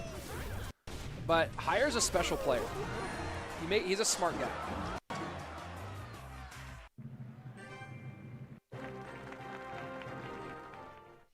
And that was an easy win. An easy, no surprises win there for Shot Calalas. All right, so coming up next in about 5 minutes will be our third and fourth place match between 40K and Nightcrow. And then Higher Gaming versus Shot Calalas for our championship. How is Higher special? Super calm. Does not get really flustered. Very smart, very analytical. Absolutely carried WEDGM in his time there. Who was Higher's main teammate at WEDGM? Let me remember that. It's been a while now. He had a really good partner there. Oh, Higher and Solo Man. Yeah, those two were gangsters together. Really fun pair between those two. And those of you who want to see more Mohamed Light, don't worry, there will be more Mohamed Light because Shot Calalas will be back in the grand final. Today, we still have 2 more matches today, folks. 2 more matches today. 2 more matches today. Our third place match in a couple minutes, and then our grand final after that one. Oh, that also reminds me. Stick with the counter for a minute, folks. I have to take care of something, and I will be right back as things get taken care of. I might chat sporadically here for a second. Do do do do do do. The music here is great, isn't it? Don't you guys like this music? Take this time right now to put questions you might have for me into the chat. And since we have about 5 minutes, I will, in just a moment, go ahead and look over all those questions and answer any of them that I can or feel like.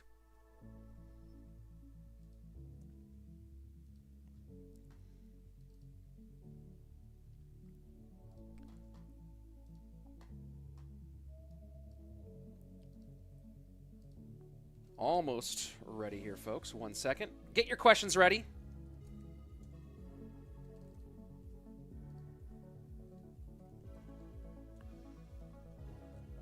Hope you like countdowns. I know I like countdowns.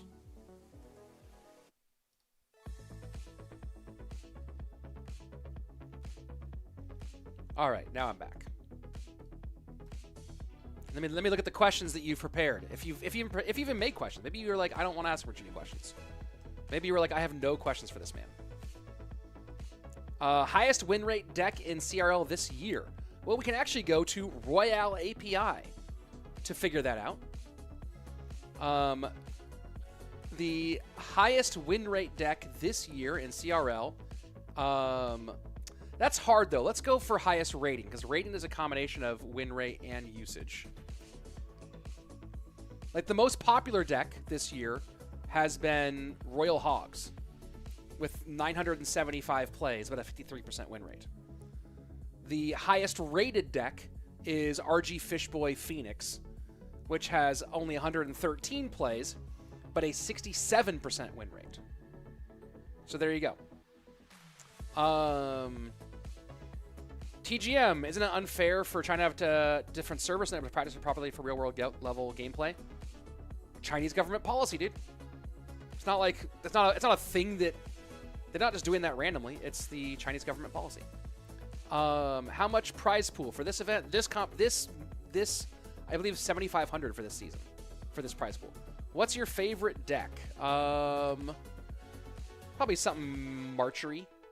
Honestly, like, all my favorite decks have been, like, Magic Archer, NATO, and either Drill or Miner. But, yeah, probably Magic Archer, NATO, Miner. Magic Archer, NATO, Drill. Has Mo's career earnings passed 1 million? I don't think so yet. I don't know what his career earnings are when you take out CRLs, when you add third-party events. Let's see. Oh, was there a raid on Twitch? Looks like there was. Hey, hello Twitch. Who raided? GJC. Hey, thank you. I didn't see that there was a raid, but thanks. Thanks for coming and joining. Why are players playing on iPad when they won't be available in CRL? I don't know, dude. They're making their own choices. You gotta get to CRL first, so there you go. So we have two big matches left. The coming up in a minute here, the 3rd and 4th place match, and then the grand final. Yeah, his earnings between 500. I know he's earned about 500,000+ from CRL. When you add in third-party stuff, it might be over 600, I think. I don't know what the exact number is. Let's take a look at the lineups here for. Are we not having the 3rd, 4th place match? Wait a second. No 3rd, 4th place match.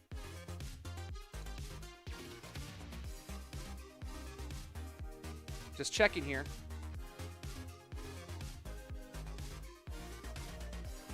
It looks like we are going right to our looks like we're going right to our championship, I think. Oh no, never mind. They fixed it. They fixed it. Never you mind.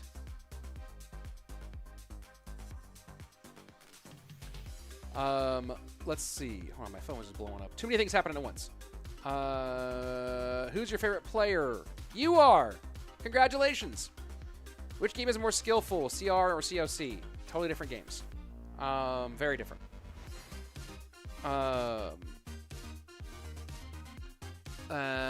Did higher win? No, Mohamed Light won. Hi, Rich, you're the best. Oh, thank you.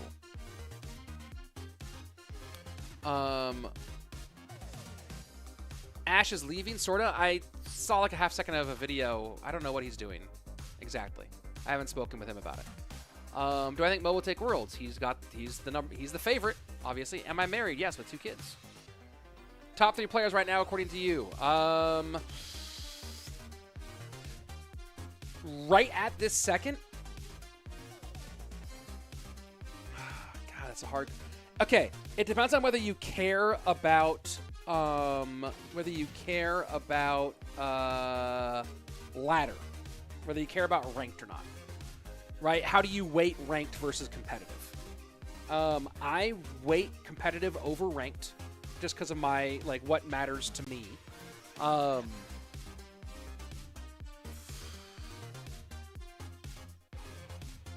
Mo and Pedro are 1 and 2 to me. In my opinion, Mo and Pedro are 1 and 2. Between what they've done in competitive this year and what they've done also on ranked, Mo number 1, Pedro number 2. For number 3 right now, that's a hard call. That's a hard call for me for number 3 right now. Not entirely sure. But yeah, Mo and Pedro are to me a pretty clear 1 and 2. Awake saying not allowing an iPad such a bad decision. It's like acting everyone has the same side hands. Yeah, I think that people should be able to play on the size device they prefer, but you know, it is what it is. Someone saying Mo, Mugi, Pedro, I agree. Mugi's certainly, in terms of Mugi should be number 1, that's a ridiculous thing you said out loud. You should take, I'm not going to time you out. You should time yourself out for saying that Mugi's number 1, should be number 1 right now. It's Mohamed Light's number 1. Pedro's probably number 2 right now. Right now, if you look at what Pedro's done this season, both in competitive and on ladder and on ranked, it's pretty clear that Pedro's number 2 right now. In my opinion. And I have good opinions. Right? I have phenomenal. I have the best opinions, the great opinions. Nobody's ever seen opinions like this before. Pedro currently is number 3 overall in CRL, having been to the bracket stage twice, and obviously gotten second place on it once. And then you look at what he's done on ranked this year, right? Because some of you care about ranked. Multiple times having more than 1 account in the top 10. So yeah, Pedro should be up there. Air Surfer says, in my expert opinion, Mugi is number 2. And you know what? It's hard for me to argue against Air Surfer with a true expert opinion. I disagree that Mugi's number 2 right now. I think Mugi's probably could be number 2 in, it's probably maybe number 2 in skill, and obviously what he's done in CRL, right? So how do you weight CRL versus ranked, right? Because Mugi in CRL has done better, even better than Pedro has done. But Mugi in ranked this year has not done what Pedro's done. So how do you balance ranked and CRL together? So I think that's a fair argument. I think it's Mo, Mugi, Pedro. That's how I do it. It's Mo, Mugi, Pedro. That's how I'd call it. And if Mugi actually practices ever, then it'll be Mo, Mugi, Pedro. But from what I've heard, Mugi does not practice enough. That's the general word I've gotten. Let's see. Let me actually look at some of the YouTube chat here for a second. We're still waiting on this match to kick off. As soon as it does kick off, I will let y'all know. All right. Mo 10 places, Pedro Mugi. Yeah, I feel you on that one. Am I good at CR? I am better than 85% of people, which means I'm trash. Right? That's kind of the way I view it. Because most people are terrible at the game, and I am better than most people, but I'm not better than good players. I'm talking about great players, but not as good as good players. Let's see. When does the next match start? It's supposed to be starting any second now. I don't know why it hasn't started yet. Wait, when is Worlds? End of November. Momugi Pedro says winter. Cool. Let's see. Remy Eli, great ladder player, but I've never seen him do anything competitive. You gotta balance those two. By the way, we do have both Twitch and YouTube chat for those of you who are confused where some of these messages are coming from. Why are you always wearing those glasses? I'm wearing glasses? I'm wearing glasses? How long have you been playing CR? 6-7 years. Do I think there should be more balance changes? Yes. Do you have any dark horse picks for CR Worlds? I will have more, like to qualify, you mean? Or people who are already in? Let's see. Is Mo even good is the weirdest thing. Man, some of you people just need to think before you type. Why do you think ranked matters that much if it has nothing to do with CRL? Well, it's, Air Server, I don't think it's about, I'm not talking about who's best in competitive, right? I'm just talking about overall. So it depends on how you balance it. I think that Mugi is better and competitive, but Mugi's not playing. Like that's how I began the question with. How do you balance those things, right? How do you balance those two together?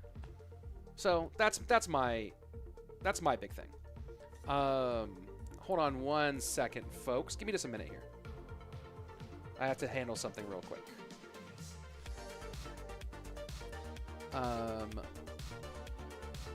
Give me just 1 second to handle this. We're still waiting on all this to start.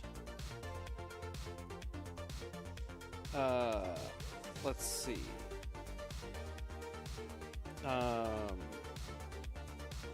Hold on.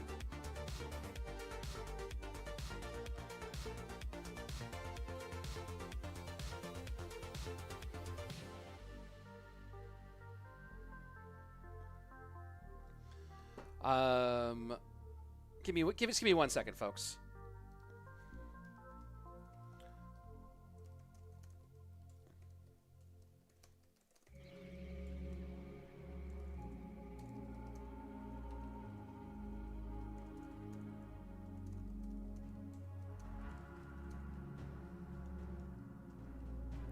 Here we go. Game number 1 kicking off. Sorry, 1 second.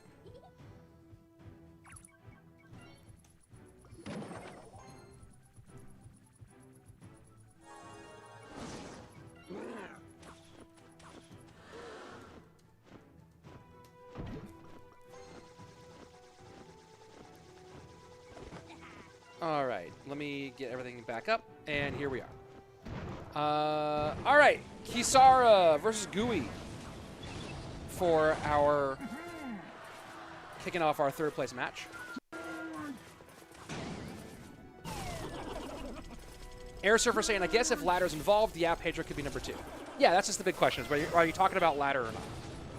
Are you talking about an overall look or not? Hey, newbie go enjoy, and thank you for the Prime sub. I do appreciate that.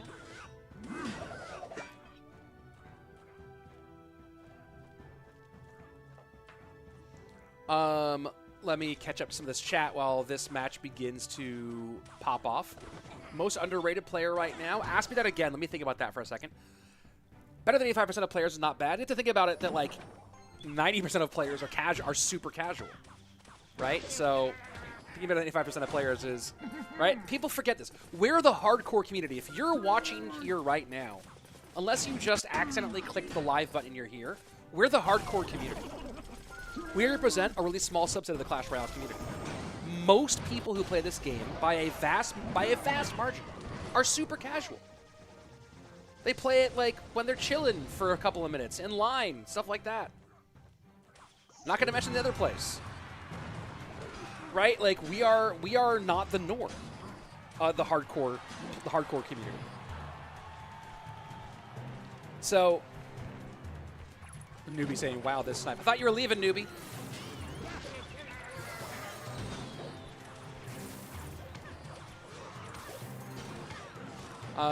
We're not the norm. Yeah, most people are not. Most people don't take the game seriously because they're just playing a fun phone game.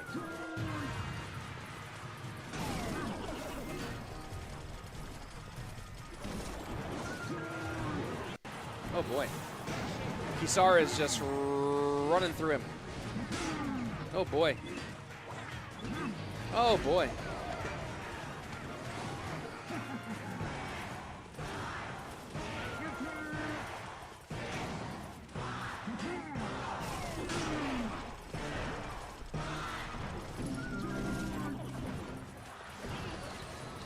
What a fascinating choice of deck out of Kisara to go with Dark Prince Mega Knight against his Pigs deck. That is brutal. That is brutal.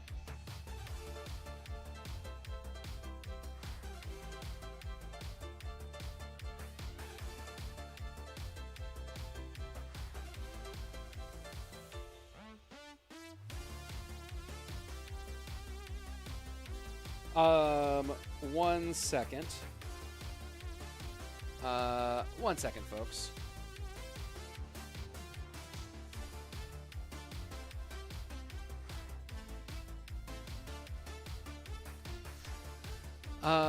Is Rich short for Richard? No, it's short for Richiana. Here we go. Game 2. Furkan versus Higher. Rich, where do you think Morton ranks right now? Definitely top 10. He's just been, like, if you asked me 2 months ago, I would have said easy top 5. Now I'm not sure. Do I believe Juicy J is a casual player? Absolutely not. Juicy J plays hours every day. That is not casual.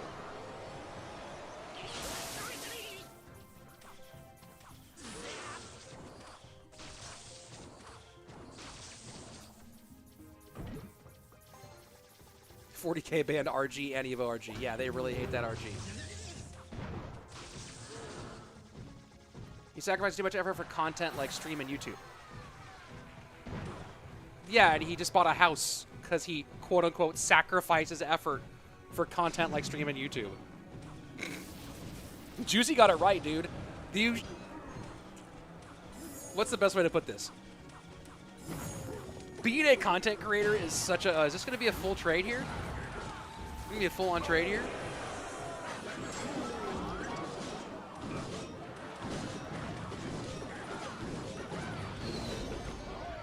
Not quite.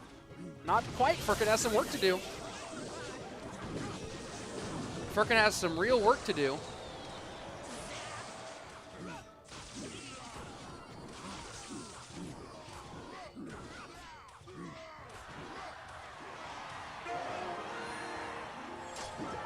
Oh, man. Higher's getting blown up right now. Higher's getting blown up right now.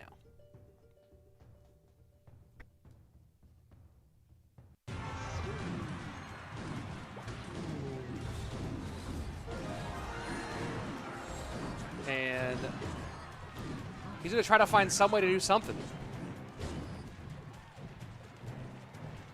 Zappy's flying machine. Okay, fireball in. But flying machine gets on top of the loon. Snowball to clear.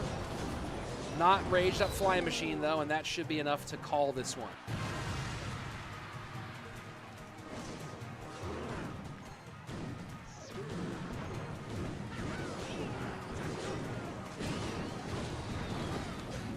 That's a GG. That's a well played. Furkan ties it up for 40K. We're going to game 3 in our opening set.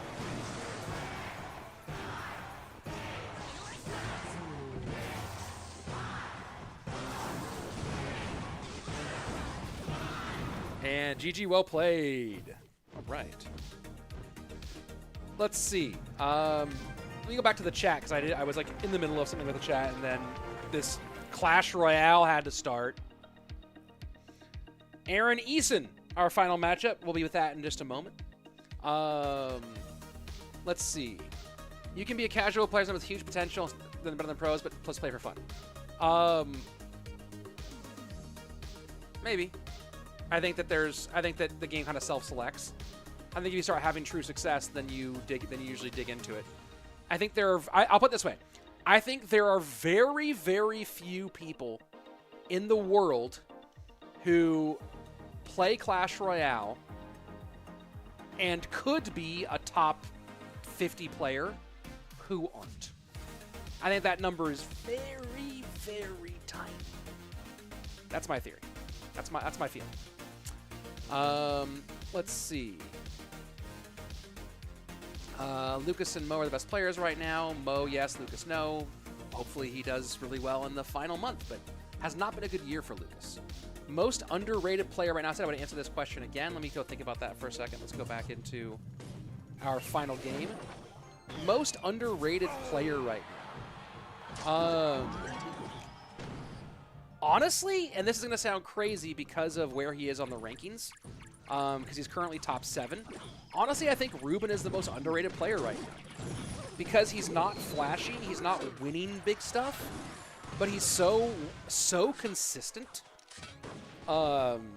His deck pool is improving, but I think people are like weirdly just think that they're like Ruben's totally washed because he's not the best in the world right now.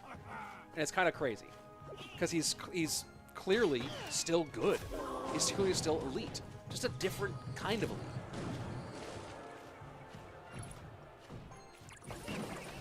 Super underrated. Do I think he's the best player in the world? Absolutely not. I don't even know if I put Ruben top 5 right now.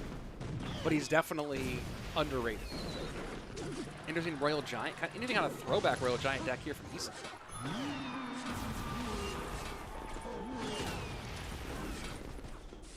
Oh, wait. Isn't RG banned? Oh, boy. Aaron. You get a free win, buddy. Because Eason just brain broke.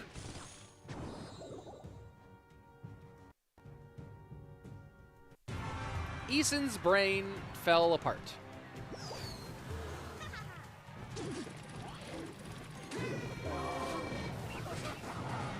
People going Royal Giant? Royal Giant? Why Royal Giant?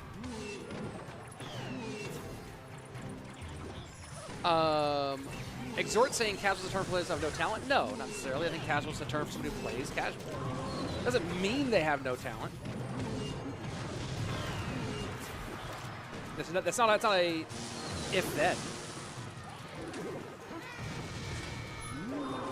Yeah, RG's banned. Does Eason know things? Yeah, and that's a free win. So here we go. On to our second set here. Clown versus Panda in the duel mode.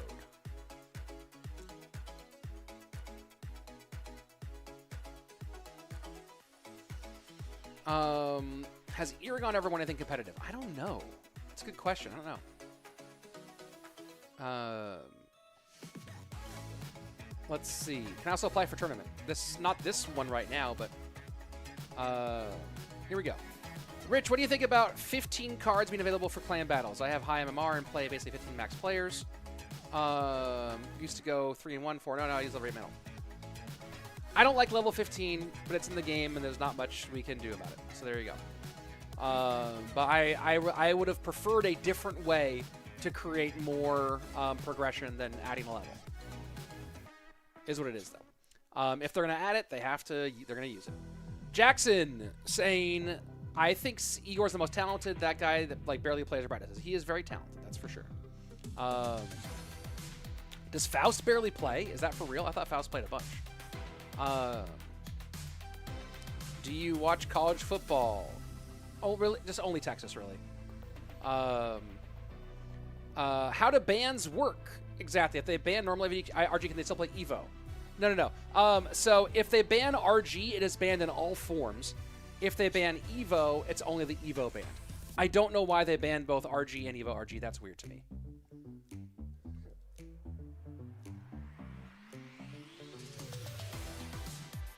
And yeah, go ahead and get timed out. There you go. Thank you, mods on Twitter or Twitch for taking care of that. Appreciate you. C-Dub in the house. How are you? Let's see.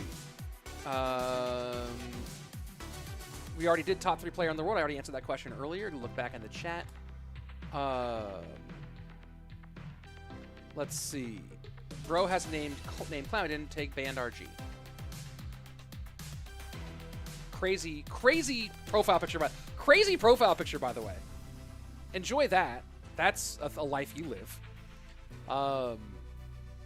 What a match. Can't believe Aaron clutched it out. Yeah, I feel you on that one. Can't believe he got it done there. Just a big wow. Well, this will be fun when we actually get to our matchup. Nice suit jacket from Panda. What an interesting choice here. The rumpled hair, the ruffled t-shirt, and then the suit jacket. The blazer, if you will. Hey, Rich got a champion out of a 3-win classic challenge chest. Well, that's nice. That's tremendous. Who are the top 3 players? Man, right? Top 3 players? I don't know. It's impossible to answer that question. Love from Nigeria. Love to Nigeria. Do you work for Supercell? I mean, I work with Supercell, but not for. Good look from Panda. Yeah, he's got that Miami Vice look going on. You might start trying to like break up a drug smuggling ring and then go to a nightclub. Rich, your eyes are so gorgeous. I consider them. Oh, thank you very much. I'm glad that you love them. I'm glad you feel that way. Let's see. Who do you think is going to win this tournament? SK Calalas. Try to say hee hee ha ha. Oh, like hee hee ha ha. Like that. Light Morton Wallace. Wallace in your top 3? I'm a big Wallace fan. Don't think he's top 3. This is the finals for this tournament, so no, you can't participate in it. But there's more information on the GKR, whatchamacallit, their thing, Discord or whatever. Oh, not hee ha. Oh, hee ha. All right, there you go. Will you cast monthly finals this weekend? Yes, I will cast monthly finals this weekend. That's definitely happening. You should post more gameplay on your channel. People would love it. I put up a short that I don't think was clear was my gameplay because my phone wasn't in the screen. That is doing very poorly, even though it's a great short. So I don't know. Shout out to everyone who's watching at work. Shout out to everyone on the... Hey, watch this at work. I support you. Especially the bigger the company you work for. You know what I mean?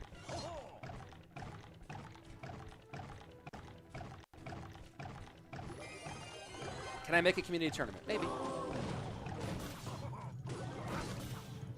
Do I think Evo Night is broken? Yes, it needs to be amended. First time chatter on Twitch, 6709, saying just started back, really enjoy Evos. Cool. Do I play Brawl Stars, Rich? I used to, but not really anymore.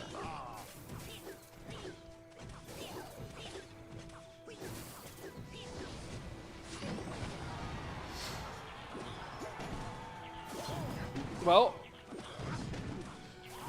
Fireball for the Magic Archer. Wall Breakers pulled with the Tombstone. Barb Barrel. Skeleton King. Fish Boy. Unless Panda outcycles.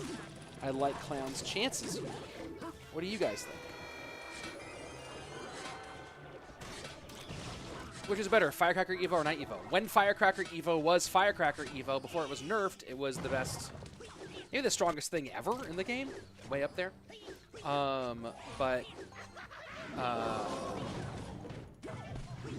but right now it's Night. Mugi or Pedro? Hard call.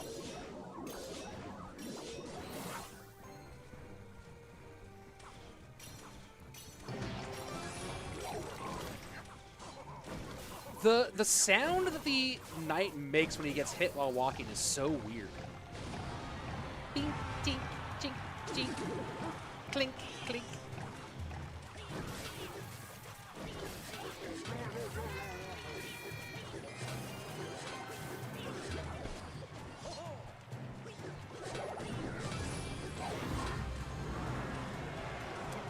And sets up the Evo to the opposite direction.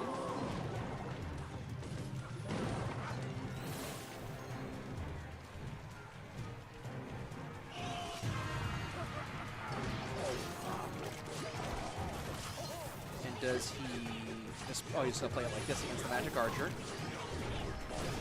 Maybe RGs to this right-hand side. No, goes Mother Witch to defend against the left. Oh, now does RG to the right-hand side. So a lot of trouble here for Panda. NATO for the pullback against the classic Royal Giant, and good pressure here from Panda on the left-hand side. The wallbreaker connection there is definitely big, plus the full miner value on the left-hand lane. Very nicely played for Panda, who takes the lead, but a good King Tower activation for Clown.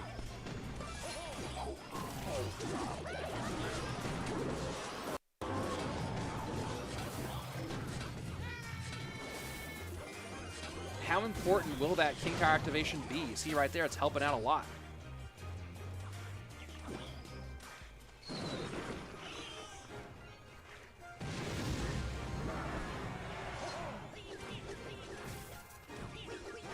Awake calling this one for Panda.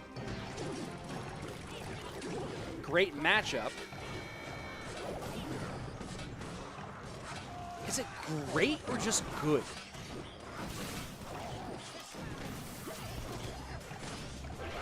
See a fireball, I think, to the Magic Archer in the middle. No, Fish Boy gets in there, and now Bomb Tower. Well, good cycling here by Panda, and very well controlled. You know what I've never seen is more than one Evo on the board at the same time. Have I ever seen that from the same player? It's I mean, how plausible is it in triple to get more than one Evo Knight down, for example?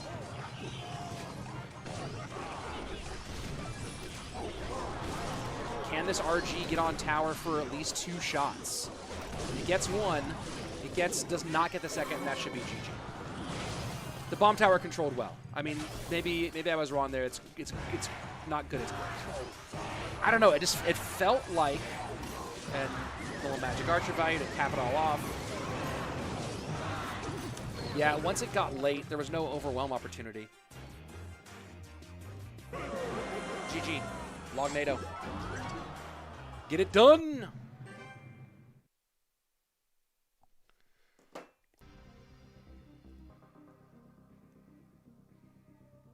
All right.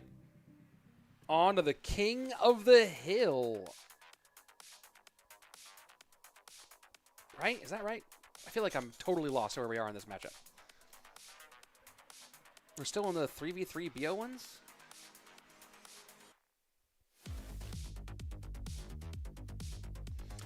I think that there's some stuff happening in a production booth. Yes, Clown can't make through the Berry Tower. Is that what that's called? Let's see. Bro, I've seen 2 Evo Fireguards during Infinite Elixir. Okay. Let's see. Ruben or Surgical Goblin? God, that's hard. Honestly, I might get dunked on for this one a bit. I think they're both. I put them both in a very similar category, but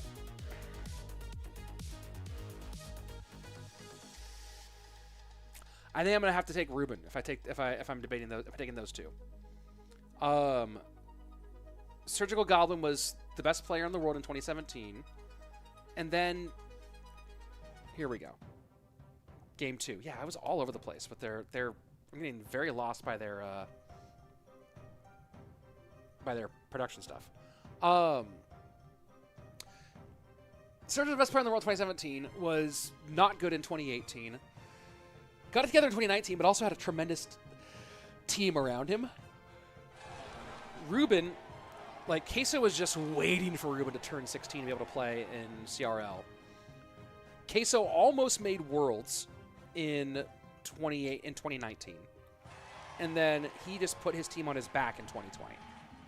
Like, he won both the Special Edition and Worlds, like, very much with his own Herculean effort.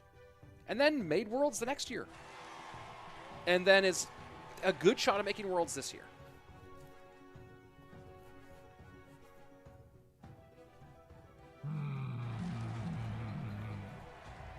Do you think now Logbait is valuable? It's definitely seems more valuable than before. If Morton had won the 1 HP game, you think everyone would call him the best and GOAT? Yeah. If Morton had won that and gone on to win World Finals, he would have been called the GOAT for a while. But his legacy would be very different if he'd won that, for sure. If he'd won that and then did what he did in 2021 and then did what he did in 2020 and then what he did in 2021 and then in 2022, people, like, forget this, right? That, like, he was 1 HP away from what would have been most likely a win for SK Gaming in the final match against WDGM. No, against, was it WDGM? Who was it? Who was the final in 2019 for, I think it was WDGM. Either way, yeah, he lost by 1 HP with the matchup in favor of his opponent in 2019.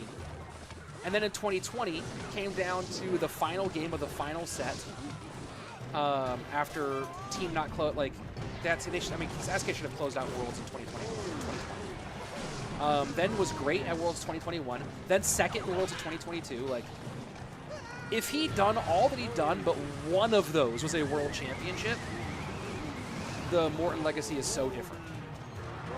And it's so crazy that it's a game where you're going to lose based on matchup at minimum 30% of the time when you're at this level. Maybe more. And oh my gosh, that Golden Knight dash was crazy. We see so little Golden Knight these days.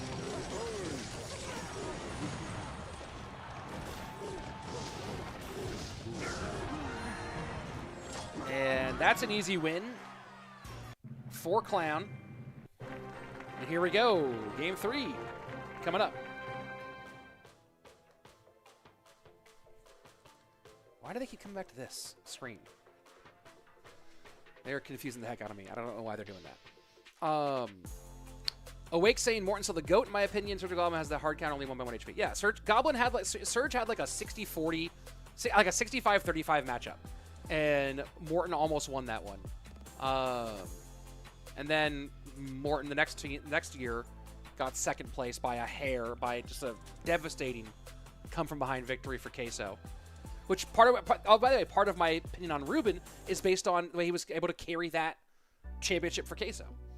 And then you go look at, like, so you look at those 2 years of teams, not to mention that Morton carried SK Gaming to 2nd place in the European region in 2018.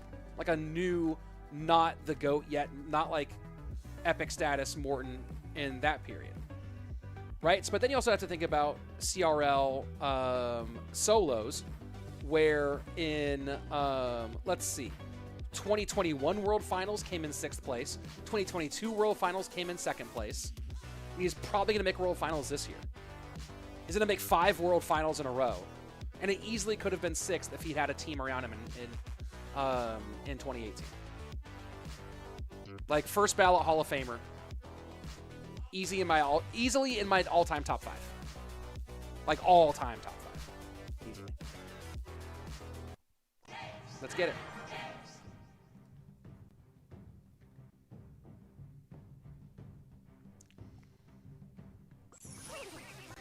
What's the most overrated deck of all time? 2.6. It was great at one point.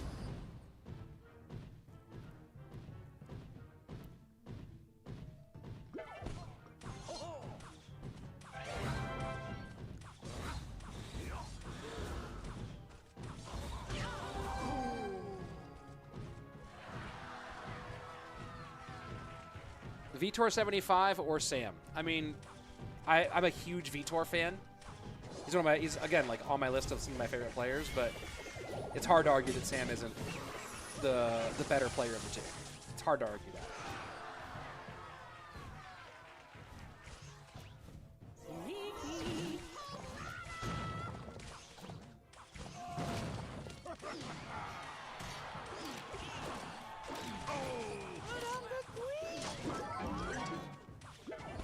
I don't know. You know what? I'll take this question. Hanwei Lee, do you think Super is making the game much more pay to win than before?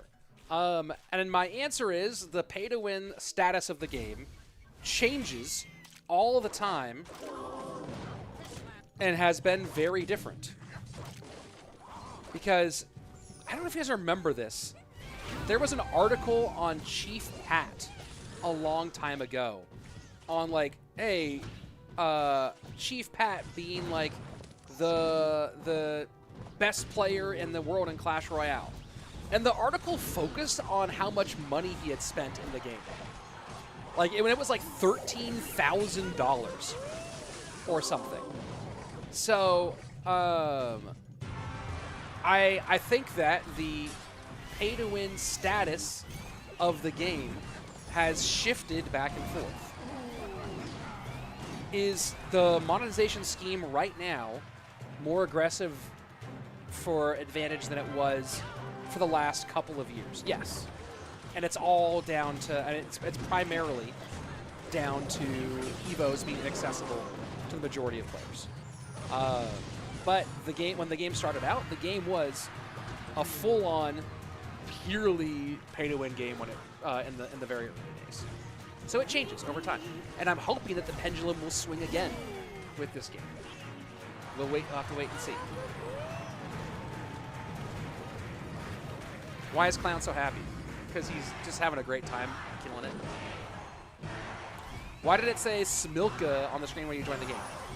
Because that's one of the sponsors. You can see it at the bottom of the screen. It's one of the sponsors. I guess they've paid to like have their sponsorship be prominently featured.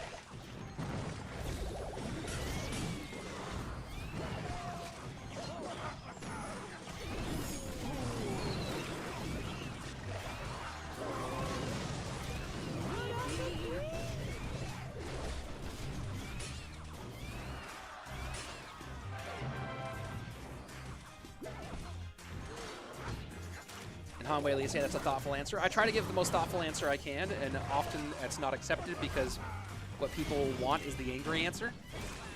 But I do my best to be as thoughtful as possible. Which I'll say a lot of my experience in that. Let me focus on this game first, and I'll talk about it after the game. When we're waiting for what's most likely to be our third set here. Oh no, never mind. It's the game over. Because Clown is just stunting on Panda and about to end the game here. Unless this RG just goes forever. Is this RG going to go forever? Is this RG just going to go forever? Bro, stop the RG. You were winning this by like a mile. Stop it. Stop it. Evo RG, you're stupid. What in the world? Bro, I take it all back. It's the worst. What is happening right now? What is happening right now? Oh my lord. What in the world? Why are we going to a third set? That was ridiculous. Bro, that was so ridiculous. Dude, that was so ridiculous. Oh my gosh. I don't even know what to say about that.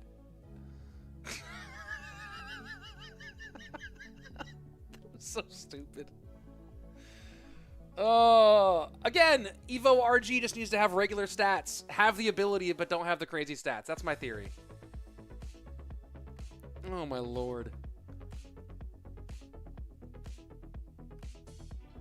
That was crazy. That was ridiculous.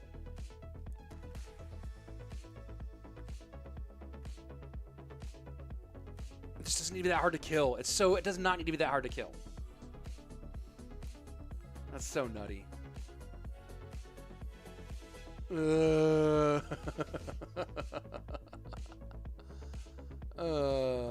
It's so funny. I don't even know what to think about that. Like, it shouldn't be an unkillable thing.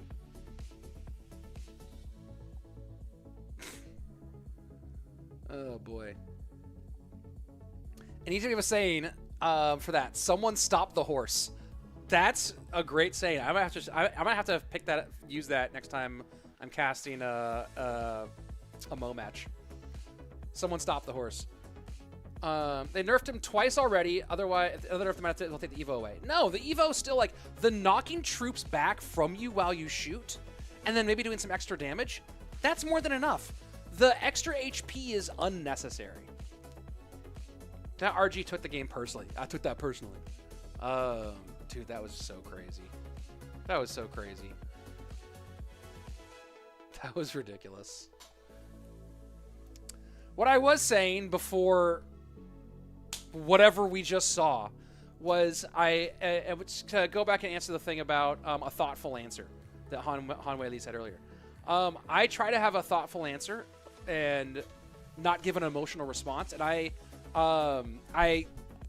got better. I got a lot better at that actually in the last few years. There's a guy at Supercell who used to be part of the esports team. He's on other projects at Supercell now, but he used to be part of the. He was part of the esports team in the first couple of years. It drove CRL initially, and I remember one time I wanted to tweet something out about a controversial thing that happened in CRL 2018, and he asked me a really interesting question: why? And I hadn't really thought of it that way. Like, I hadn't thought of the question, why do I want to say something about it? I just thought that I should. And then we talked about it, and then we talked about what I wanted to tweet, and he's like, well, why are you injecting yourself in this? Why do you need to be in the mix of this response? Why can't you just say something more general about it? It was just a really interesting way, like, really thoughtful way of approaching it and asking questions like, why are you doing this? What are you hoping to achieve from it? Anyway, it was I've held that with me for a long time. 1985 with Good Boy 1 says hello. Well, hello. Thanks for coming to the stream, sir.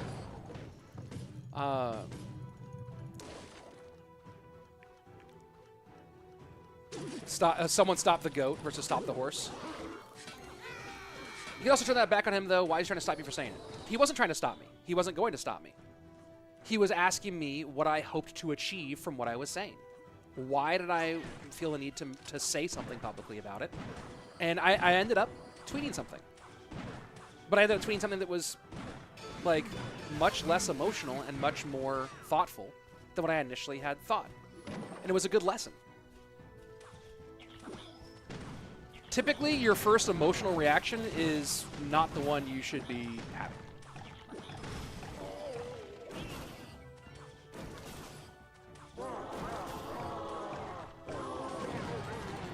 You know, we teach kids, like, hey, take a moment, breathe, like, think about what you're going to say or do. And then as adults, especially when you're a young adult, we, like, forget those lessons that they teach us as kindergartners. Like, take a second. You know what I mean? Think about what you're saying and doing.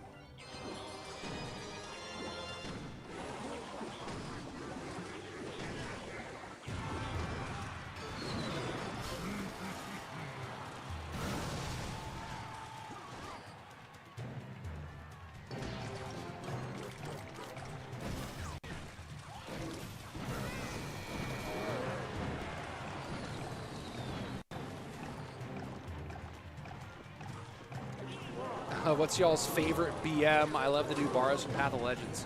Ooh, boy, interesting.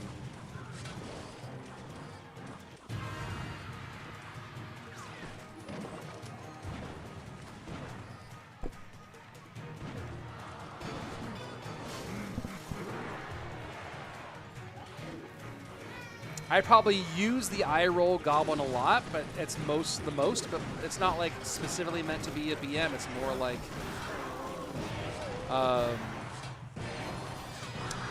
when I just hate what I'm seeing. Or if they BM like randomly.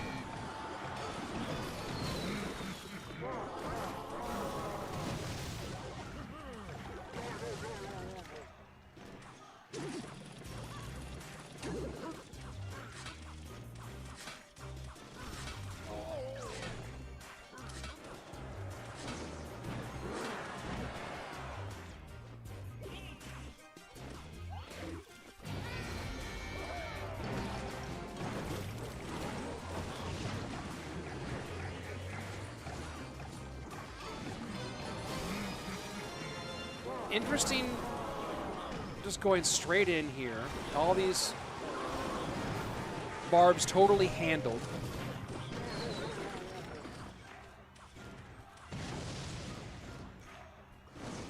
So I was talking with, and I'm getting ready to make a new, like, 5 tips to master a deck video. It's a little preview for those of you watching on stream.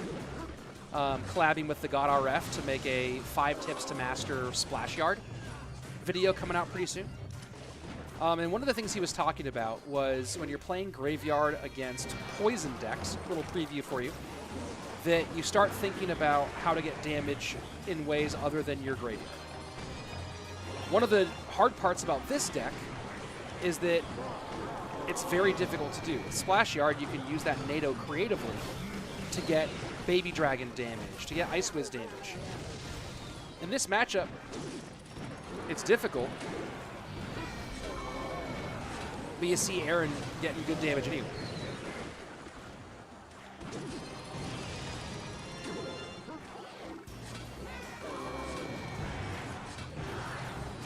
Oh boy, GG.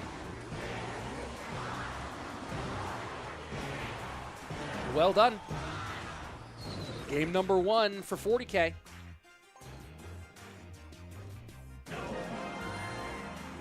This guy gets guaranteed every time he does a great round now. Yeah, he's doing a good job. Oh, let's look at the lineups here. Aaron still on, 1-2 down. Panda up next. Graveyard and RNG is possible to predict and stop. Sure. Any way to get Evo Knight, Rich? I don't understand your question, Hussein. Raspberry Blowing Goblin is mine. Was your pick? Someone said, like we were saying, the hog twerk. Yeah, I use the eye roll goblin a lot. Called switching win conditions. Yeah, I feel you.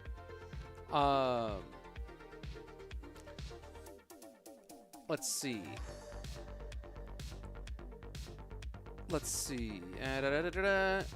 All right, I've caught up on all the chat stuff here. Let me look at my emote deck.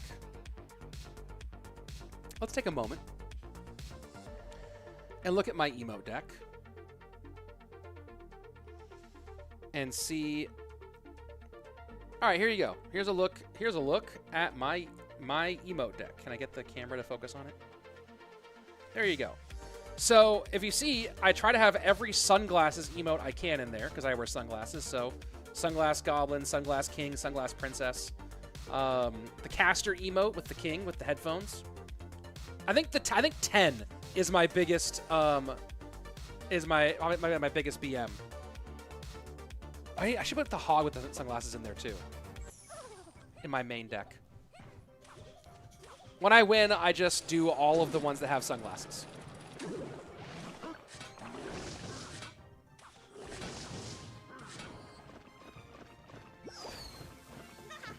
Nightwitch Slow Clap is one of the ones that infuriates me the most. Nightwitch Slow Clap, dude, that might actually mean hands on, like in real life. You know what I mean? Oh my word. There are very few that get me more annoyed than Nightwitch Slow Clap. Aaron going lava.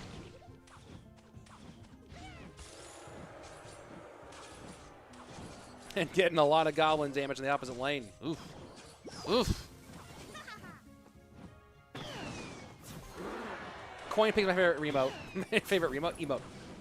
Yeah, we all know Air Surfer plays the coin pig. I call it the Air Surfer emote.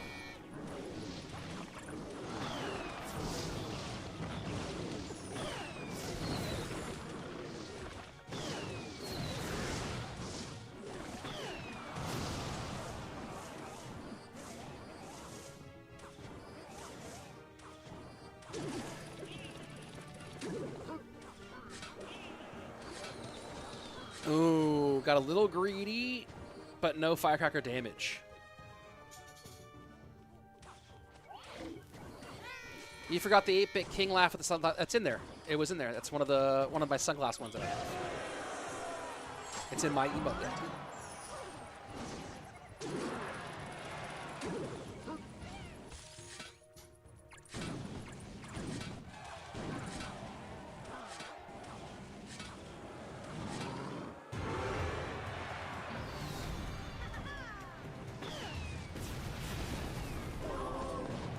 Good little Evo damage there. Keep in mind, folks, one tower already down for Aaron.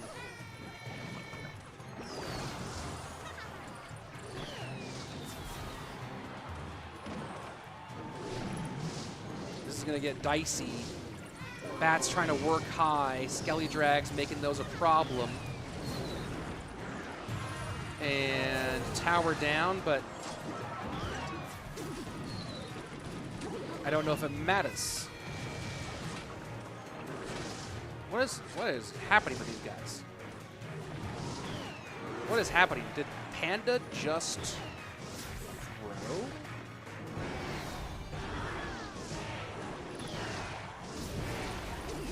Oh, the Evo 500%. Oh boy, wait. No, wall breakers connect, right? Nope, arrows there. Are those 2 elixir from those weird wall breakers gonna be it?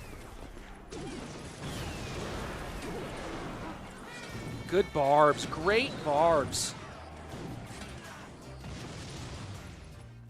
Now can Aaron do anything?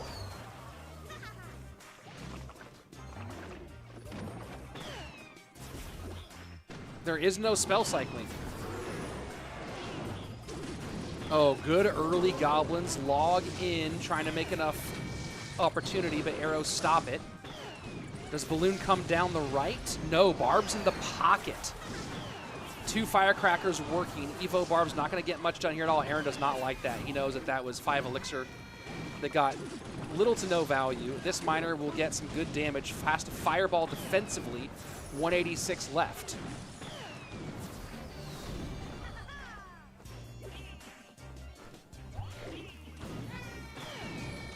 Big send. Arrows come out. Barbs get a nice pickup here. Log does get a little more chip. And Aaron's happy to let that Evo Firecracker do its job. And good job not trying to deal with it because you don't want to get that cross damage.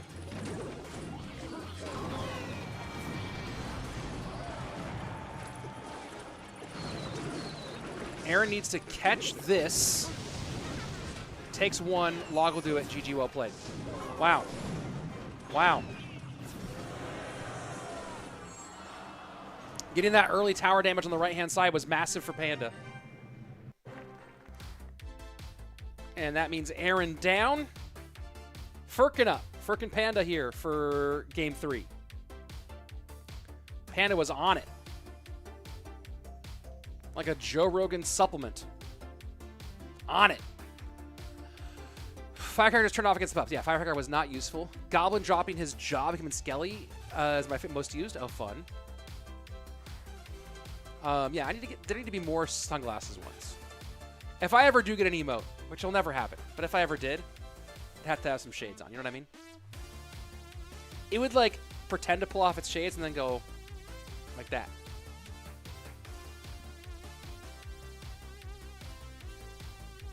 There you go. Or it would pull off its shades and there'd be no eyes. There'd be, like, just red glowing eyes behind it. Ooh, that's a good one.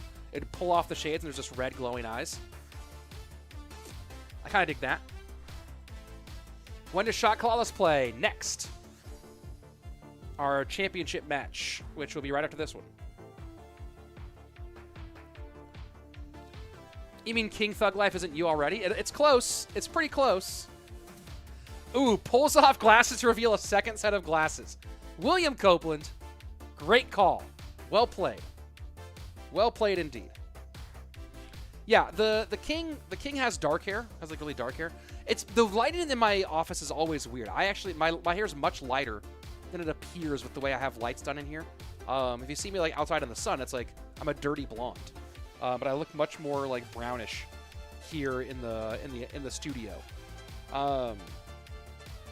Yeah, but the king one is pretty good. If they made a king with like a blonder hair, for sure, that'd be more my jam. But yeah, pulls off sunglasses. Second set of sunglasses is actually, you know what? That's gonna get pinned for a minute. That's a temporary pin. Top shelf. I need to get more. There need to be more sunglasses. I feel like there's one sunglasses emote that I'm missing. I'm going through the whole list here. So I have that hog one, which I should put into my main emote deck. I feel like there's a sunglasses emote that I don't have. Maybe it's is it another princess one? I'm looking here. Yo, I'm like seeing that Night Witch clap, and she is just the worst. She really is the worst. She's an evil. Oh yeah, there's the princess one where she's dealing cards. This one's added to my wish list. Yeah, the princess one where she deals cards out. Sunglasses. That one's pretty fresh. I need that one. There's one other one that I need, right? Do I have them all? Got him, catch them all. Okay, here's what's crazy. You want to hear something crazy? Slayton Jr., my first son, was born the week CRL began. CRL 2018. He was born Friday, and we started the first match of CRL was that weekend. Was the next weekend. So that's when Slayton Jr. was born, and today Slayton Jr. had is having his first day of kindergarten. That's crazy. That just blew my mind. Wild. Rockstar Goblin has some shades on. Rockstar Goblin. What's Rockstar Goblin? Let me see. Let me look at that. They must make sort by shades. Yeah, that's actually a great call. Sort by shades.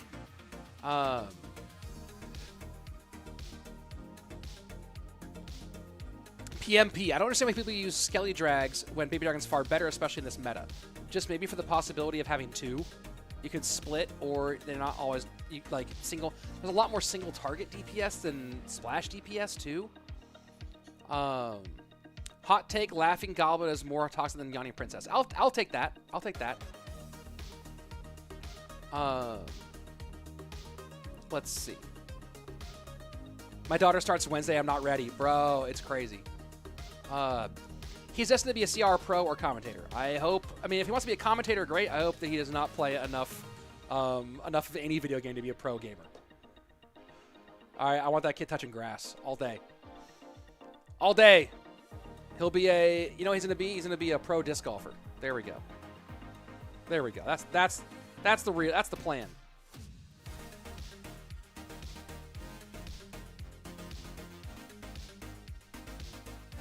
Slayton Jr.'s destiny is sealed. Why he's going to be a great disc golfer? Slayton, Gaming, we're coming out with the sunglasses. I don't know why we're having this big delay. Let me see if there's any word from... Oh, let me find out. What's with the delay here? Why are those not posted yet? That's weird.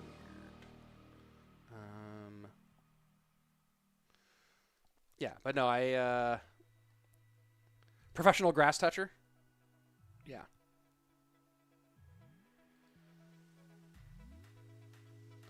Hold on.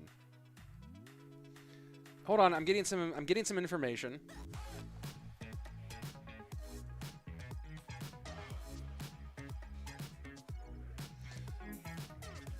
Okay, so I'm getting word here that so Furkan's supposed to be up next for 40K, but he was playing a game and has missed the game he's supposed to have. So that is a free win, and it's going to be going to Game 5 Higher vs. Clown, because Furkan was playing like a ladder match or something ridiculous like that. So there you go. There you go. He is destined to be the one to finally bring down. No, he will not. He will not play enough Clash Royale or any game for that matter to be that level. But no, yeah. Pro disc golfer, entertainer, lawyer, whatever. He'll be whatever he wants to be.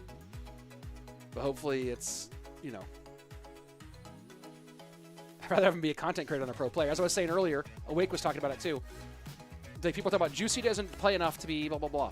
Juicy switching from pro player to content creator and going hard. Juicy just bought a house. You know what I mean? Juicy J is a kid. He's a kid. He's like, Juicy J is like maybe 22 or something. Just bought a house. You know what I mean? Get it. Ian or Air Surfer? Air Surfer. No question. Ian's very good.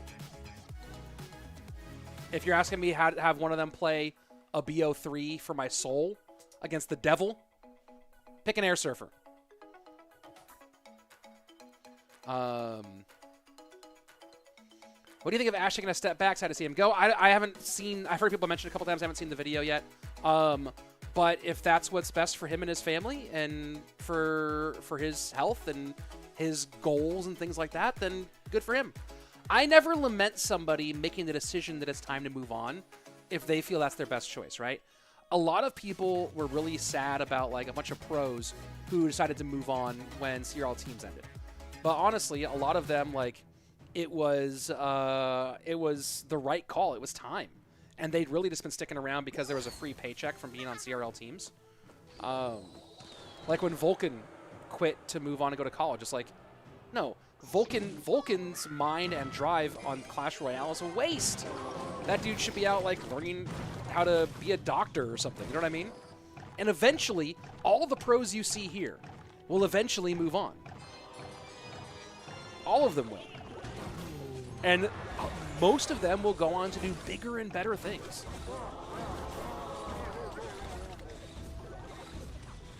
If Mohamed Light is still playing Clash Royale as a professional in 5 years, something is very, very wrong, right?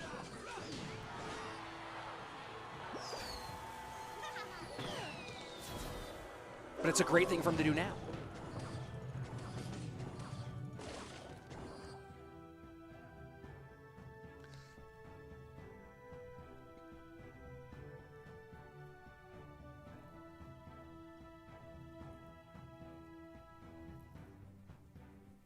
And this is a big slowdown here after a pretty furious earlier exchange. Oh, I guess they didn't give the free win to Furkan. Furkan made it back.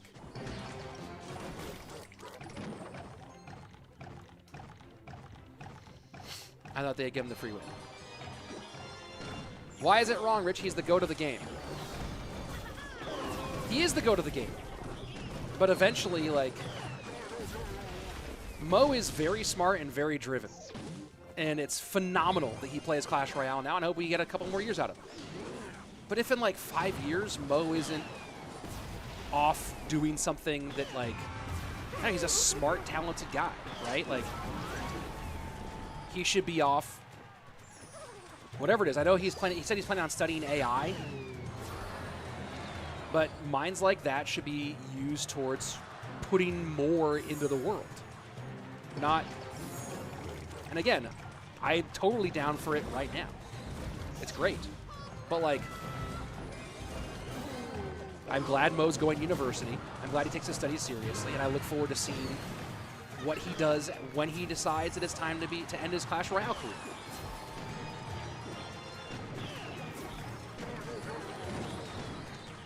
But I think that he will, in the long run, have a lot more to contribute than just being really good at a phone game.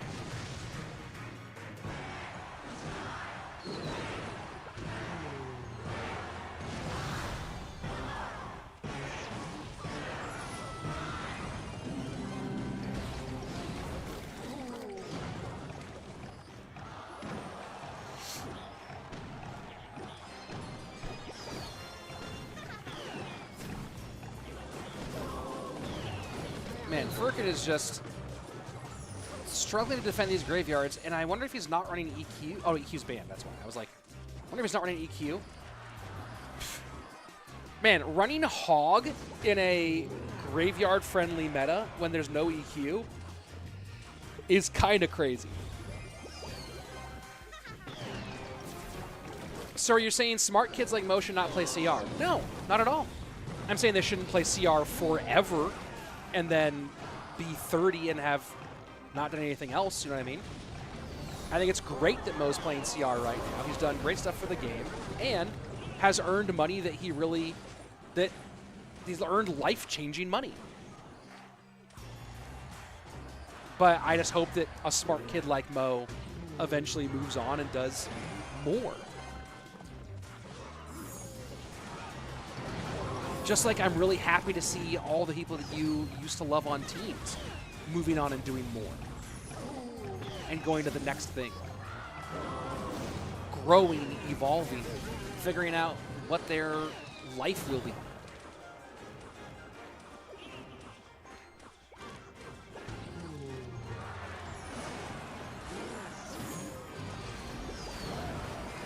I'll put it this way. As long as being a professional Clash Royale pro is making you happy, keep doing it.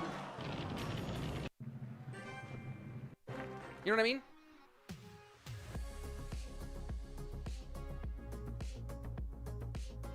All right. Here we go. Now we finally get it. Clown and higher. Like, as long, yeah, like if Einstein, it's like if Einstein spent all his time playing chess instead of putting out revolutionizing theories.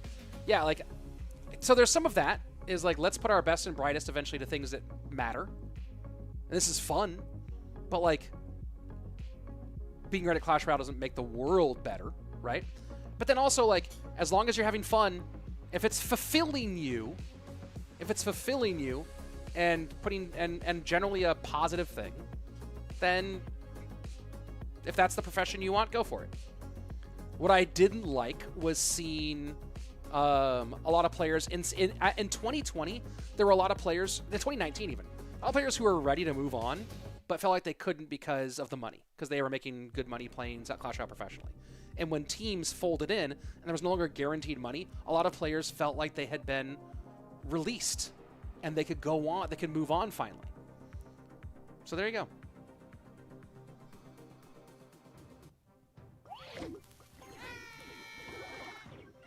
How do you get the CRL Spectator badge? Spectate World Finals if they have a badge for it. I don't know.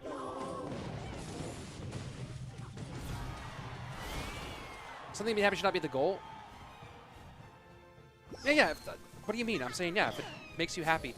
Man, everyone, that people are really struggling to listen. If it makes you happy, and it's not like, you know, a net negative, sure, keep on going for it. I saw a lot of players pro players who weren't happy, who were still playing in 2019, 2020.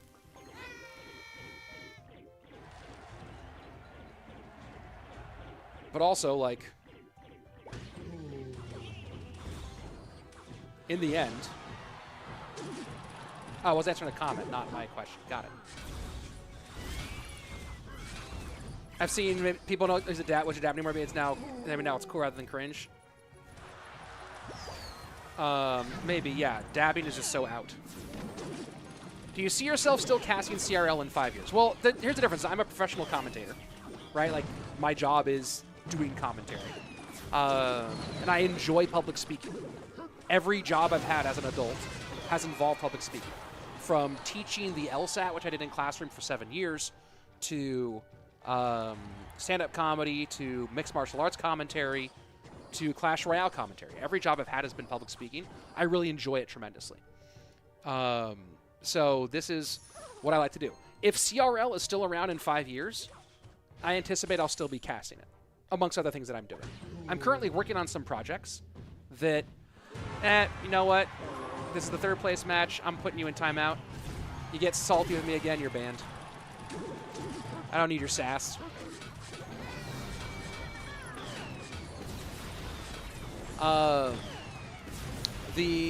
If it's still around in 5 years, I expect I'll still be doing it, but I'm also have some projects in development that are going to do other stuff that I really enjoy too. So we'll see.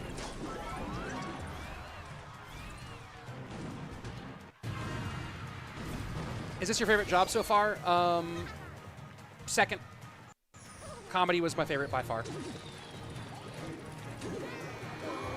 But comedy is like, there's a certain point we start making some pretty good money, but if you're not famous, it's a grind and you're on the road a lot. And being on the road oh, the balloon gets redirected onto the tower. No way. No way. And Clown cannot believe that just happened. He was completely in control and the balloon bumps around the Phoenix. That was crazy that happened, and Hire's pumped. That was nutty. Hold on, let me go ahead. Let me get a replay going for that one. But let me see if I can get my replay loaded, if my system will work. Where are you, replay? Boom. Let's hit that one and go take a look at this replay. Dude, look at this. Just look at how much Clown has this whole thing locked. He's chilling, is leaning to the side, gets the full wall breakers connection. Loon comes in, but the Phoenix stops, and it just barely bumps around. You see you see Clown going, wait, what? Snowball comes in, GG. Dude, that's so brutal. That's so brutal to have that like that, and then just have that fall apart the way it did. Let me go ahead and move the replay button a little bit, because it's in a bad spot with the red color. Let's do that one more time.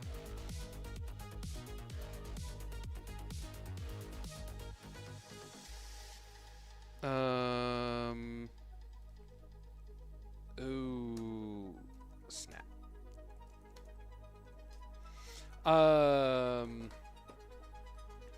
1 second, folks.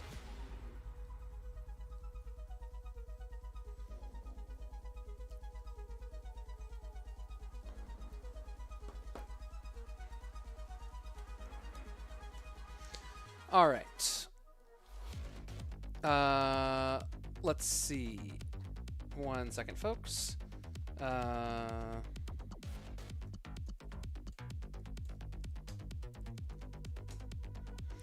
right. All right, here we go. All right, finals coming up next, folks. Bad placement. It was the Phoenix push. The Phoenix, because so what happened there? We can look at this one more time. What happened here? And let me bring it forward a little bit. Can I actually bring that forward? Where is the? Let me select that. Okay, I should bring it forward. So watch this. The placement is actually fine. But the goblins, what they do is that you see the balloons going towards it, but the goblins stop the Phoenix, right? And then the Phoenix pushes it around. So that was just unlucky. That was just bad luck. Bad luck. There you go. Let me go ahead and unpin that. Let's see. His name is pronounced Furkan. Furkan. Furkan. Oh. All right. Finally, someone gives me the proper. People have been saying I can't pronounce it, and finally someone gives it to me. Let's see. Mo's a real blah blah blah. Let's see. Yeah, Mo will keep doing what he does, and hopefully he continues to enjoy what he does. Interactions like that made me not want to play the game. Well, that's, I mean, dude, that's the same thing as saying, hey, if the ball like bounces weird and doesn't go in the net, that you don't want to play soccer anymore. You know what I mean? Like that's just the randomness of competition. That wasn't like on purpose. That just happened. Yeah, that was just the way the ball bounces, folks. Higher streaming talking to his fans, very cool. Can't wait for the games. Yeah, one more coming up. Hold on, let me just hold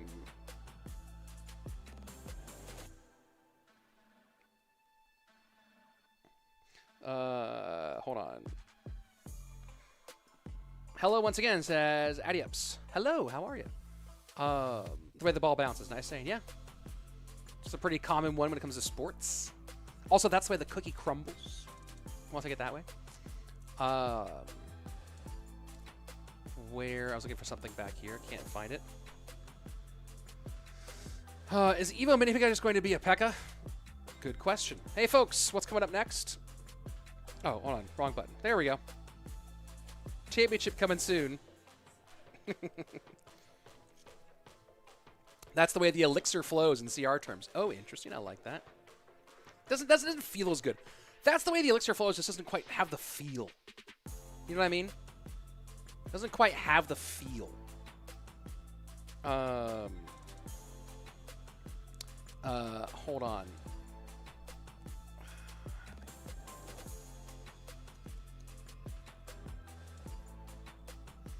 That's gonna be annoying. That's what it is. Couldn't think of anything better. What do you guys? Let's get okay. Here, everyone. Let's try this together as a team. Let's get your best suggestions.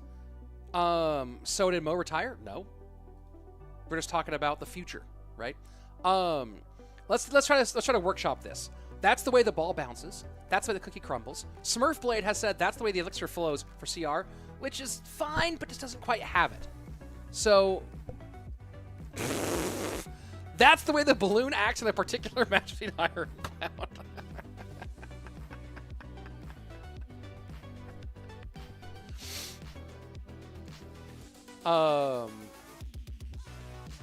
That's so funny.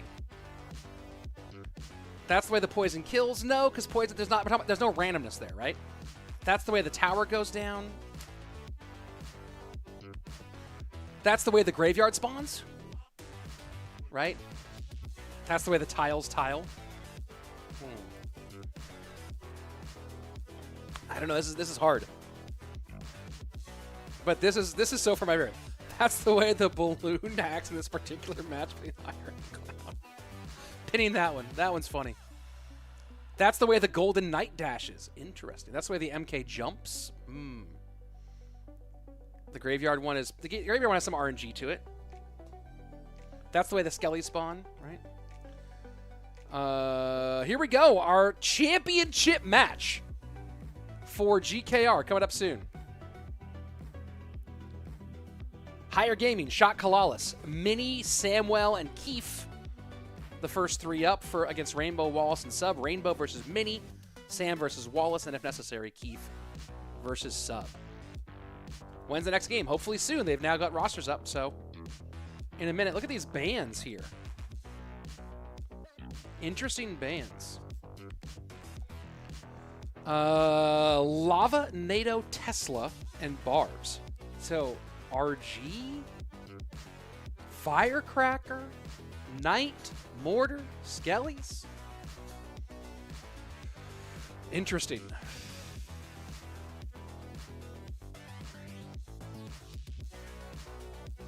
That's why the balloon flies.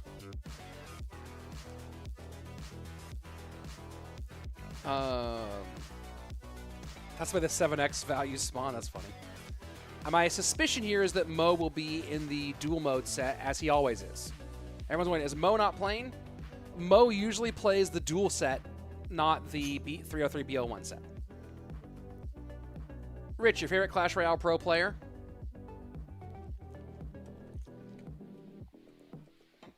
You, if you make it to Clash Royale League. How about that?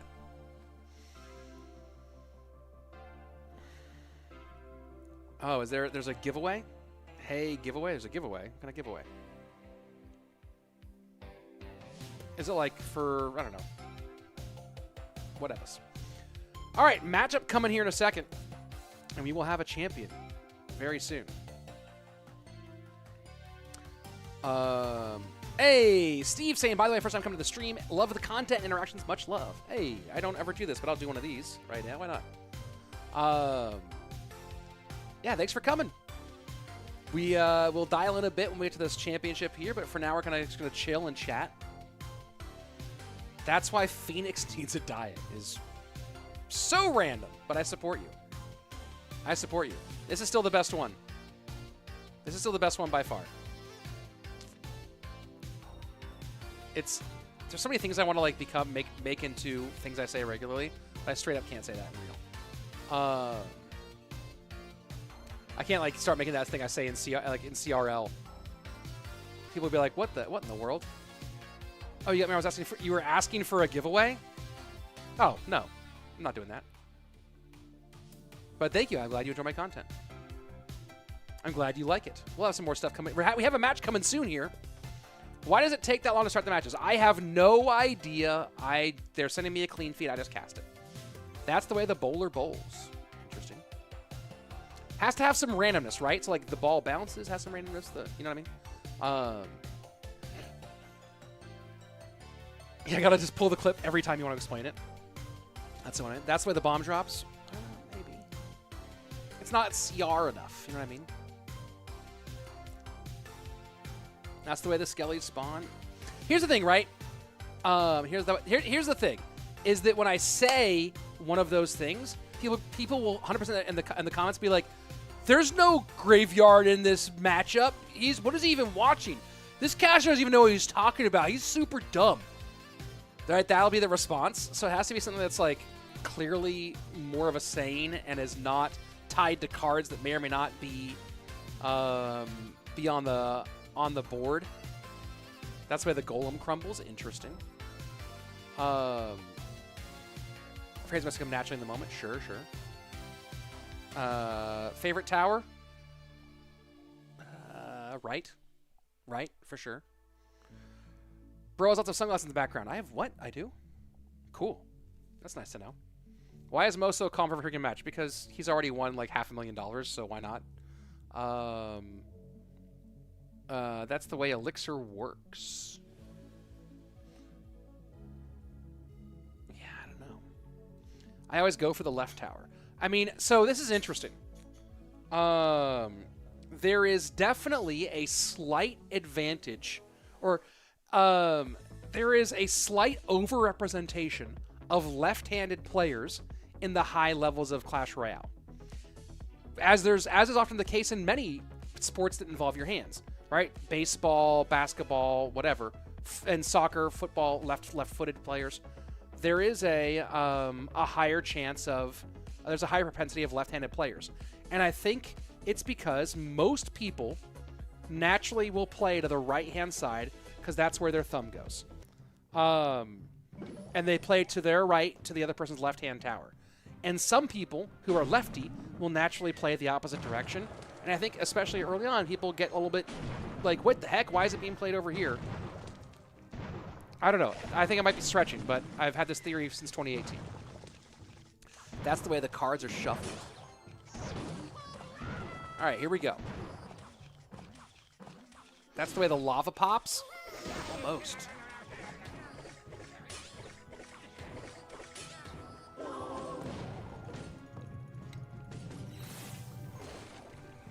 So, piggies for Mini, hog mortar for Rainbow. And again, watch Mini and how he uses Heal Spear here.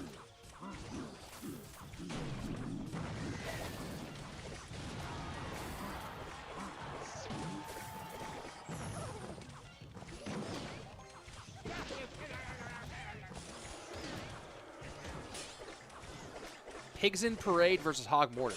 Pigs in Parade is a good name. But I'd go Pigs on Parade to make it like the Raging Against Machine Gun. Pigs on Parade! Pigs on Parade! Oh man, when Evo Mortar connects, it can be so devastating. And right now, it looks like it's going to be an easy runaway victory for Rainbow. And you throw that into a Valk on top of it. Plenty of elixir to handle this. Yep. A little early on the guards for Rainbow. You see him shake his head there. Not happy about that. He needed it. That's Flying Machine is the most like uncomfortable. It's one of the most uncomfortable cards in the game to defend. Because you're like, hey, when do I drop this? Need to make it happen at the right time. Its range is deceptive. There's no other card that has that deceptive range. And Mini is giving up. GG, well played. Rainbow takes game 1. Why is Mini throwing? Because the game is super over. I don't like it, but the game is super over. Rage Against the Machine goes hard. Yes. Yes, true. Am I tripping or is Mini really acting slow? Yeah, I do know, and that's not saying this is the reason why this just happened, but when we were casting ESL Snapdragon Pro Series together, Mini was having really serious internet connection issues, to the point where we had to swap one of us back in. It was myself, Cashman, and Mini all playing together. We had to swap him back out because his internet was working so poorly, so he might still be having more internet issues. Oh, did Mini use banned barbs? Did he? Oh, was that also a thing? It might have also been a thing.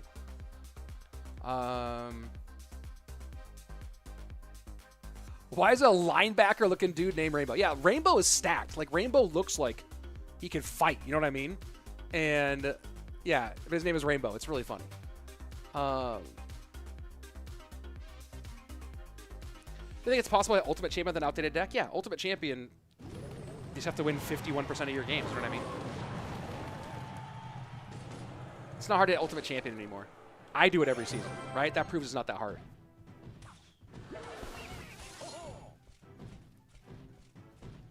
Hey, Ali Sherry, good to see you. Welcome back.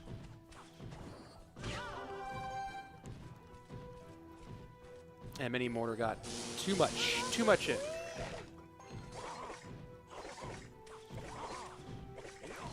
And the RG meta of play RGs behind your King Tower early so you can cycle twist. Like, again, so talking about this, right? One thing that Evos do, and someone's saying Queen Bow versus Royal Giant. No, it's got to be Queen Hawk. Can't be. There's no way he's playing. No way he's playing Queen Bow here. Not with an EQ. One thing Evos have done is change the way you play some cards. Right, you play Knight a bit differently when it's evolved because of that. One big change here that Jeb has pointed out to me was that people play RG very fast in single behind King Tower so they can cycle to their second RG more quickly. It is fascinating. And here you go, Hog behind a lot. Does the Fish Boy? Yeah, Fish Boy does go to the Hog. But pretty good damage for Samwell. Doesn't love the King Tower activation. Could be worse. Favorite card in CR? Ice Golem. Mrs. Q. I enjoy your husband's music.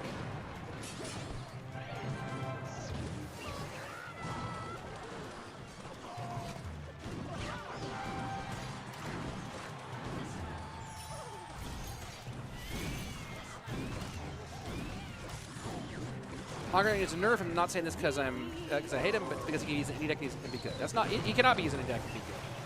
Again, what's true for like random low ladder games is not true overall. I think that Hog is probably close to the, if not the most balanced win condition in the game.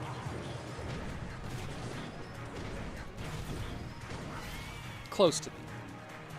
If NATO and Fishermen and buildings and stuff didn't exist, maybe not.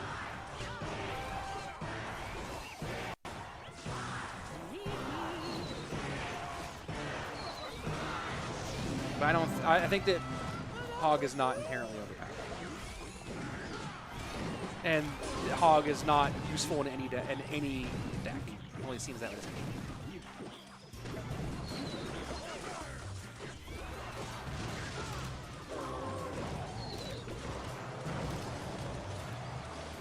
I think that Hog Rider is really good at punishing people who don't manage their cycle correctly and who overspend.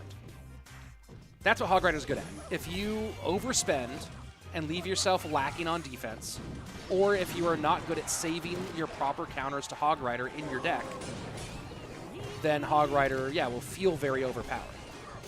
But often Hog Rider feels overpowered in random, not well-constructed decks because you also have a random, not well-constructed deck, right? You have something that is like your favorite deck based on the cards you maxed out first that doesn't have like proper balance.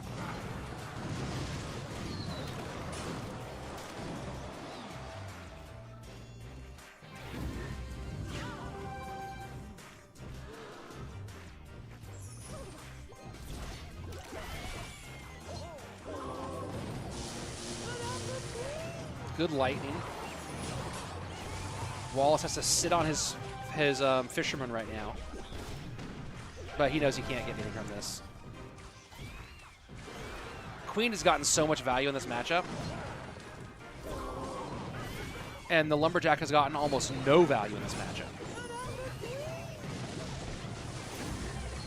All right. Going both lanes now. Evo Knight working on the classic RG. Evo RG working on the right-hand side. Is there a lightning? Not in time. And Wallace knows it. GG. Well played. There you go.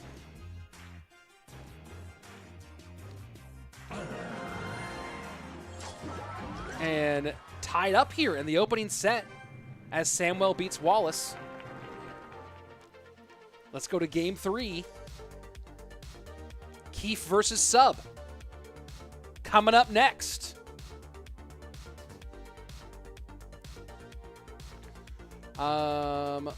Let's see.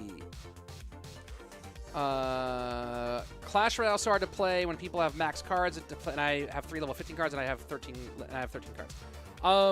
Stop playing Trophy Road. Start playing Path of Legends. I don't even play Trophy Road.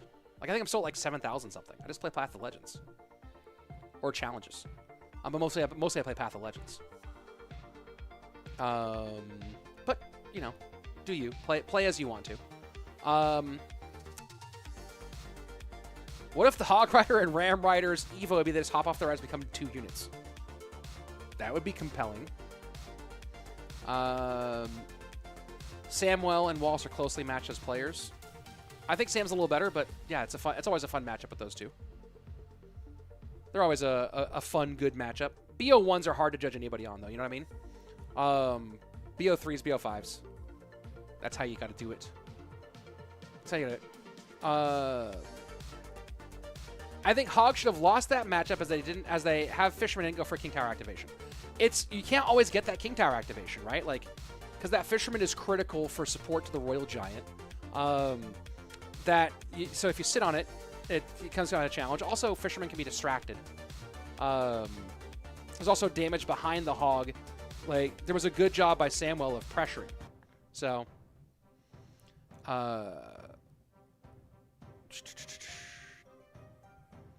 make him laugh book review. Honestly, I've had that for a long time and never read it. It was a gift. When you do stand-up, people get you books about stand-up all the time because they think that you want to sit around and read about stand-up. But instead, you're actually out every night doing it.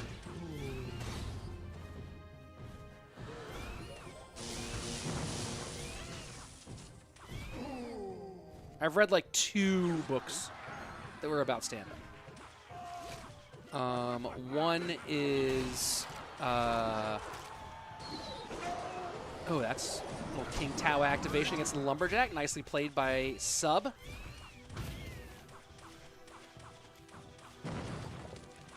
Born Standing Up, Steve Martin's book, was really good. Because Steve Martin was at one time the biggest stand-up comic in the world. And I Killed, True Stories from Today's Top Road Comics. That was a fun one. And I keep on meaning to... I have this Stug Stanhope book on my shelf. This is not fame. I keep meaning to read it and keep not having time. But I love Stanhope, so give the book a prominent spot on the wall. RG in deep for extra shots, and Sub is in trouble early.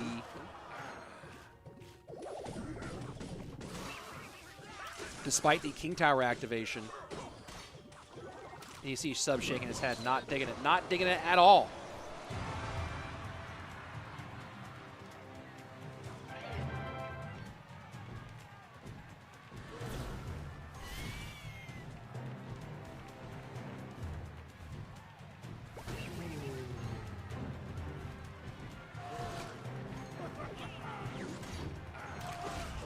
All right, let's play nice in the chat.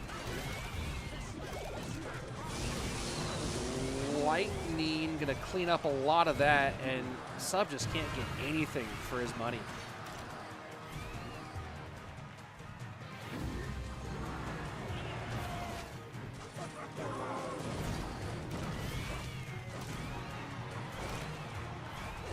All RG needed there was one shot, and RG got it.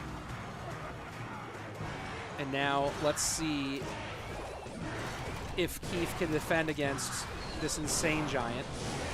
21 HP. Will the log beat out the insane giant?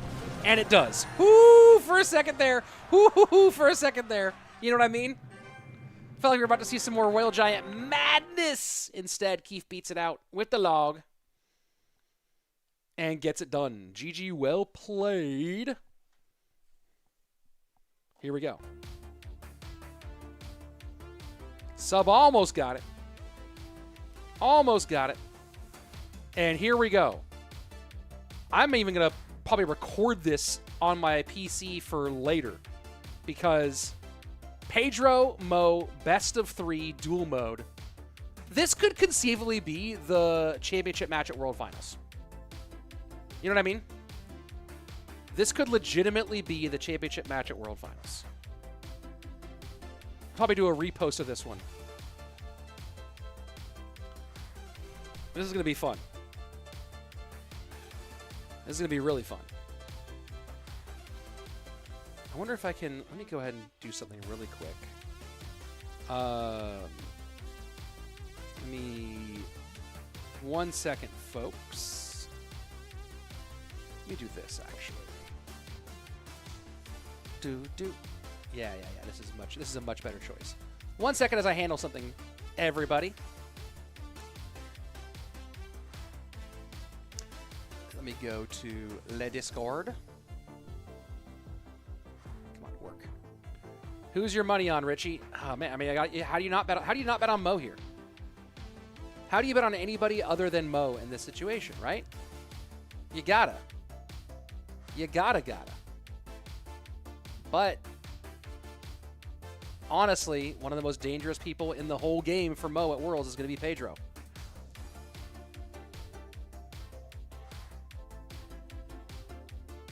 He's going to be crazy dangerous.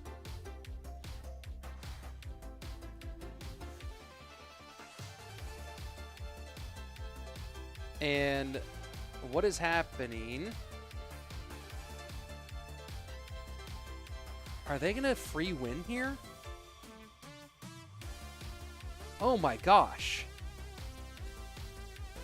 Are they really about to free win here?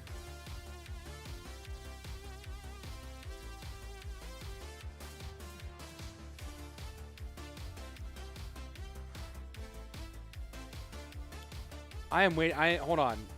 There's a weird delay happening. Let's see. Let me go look at chat for a second. Let's see. Gonna be a good match. Yep, I agree with you. Two goats game to be crazy. It's gonna be a great game, assuming it happens. Because right now, I don't even see. Pedro's not even online. What in the world is happening here? I'll the input for Mo afterwards. Like, why do you pick number 2? Yeah, I feel you on that one. Is there a vertical stream? Not today. What is going on? Richie, I remember I was banned due to Morton incident. I don't remember what that was. But you're clearly not banned right now, so there you go. I think you overrate Pedro. How? How do you think I overrate Pedro? I'm not saying he's going to beat Mo at Worlds, and I'm saying that he's one of the biggest threats to Mo at Worlds. He's made the bracket stage now twice and performed very well. He's pushed deep. He's made the round robin stage almost every month, 4 out of 6. And what he's done on ranked this season has been nothing less than extraordinary. So, I don't know. I don't know where Pedro is not even in the clan. This might be a free win. This is your other account. You banned me because I said I hate Morton. I don't know what you said, but if I ban you, it's because you were being too much. So,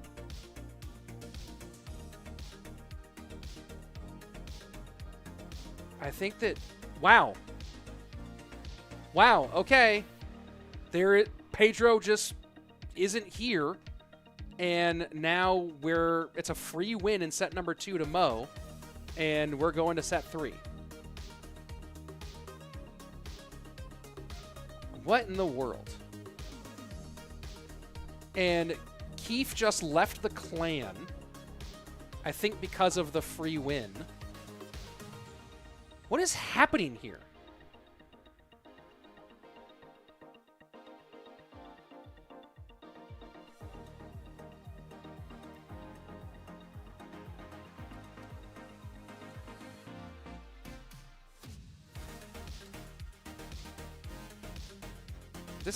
What's this crazy?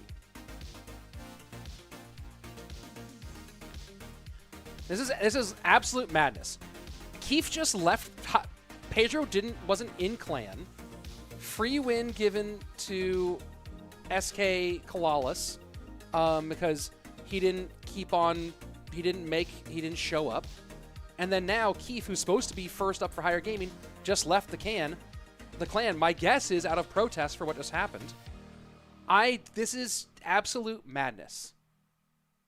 This is absolute madness. What is even going on here? I am absolutely just flabbergasted by what I'm seeing here.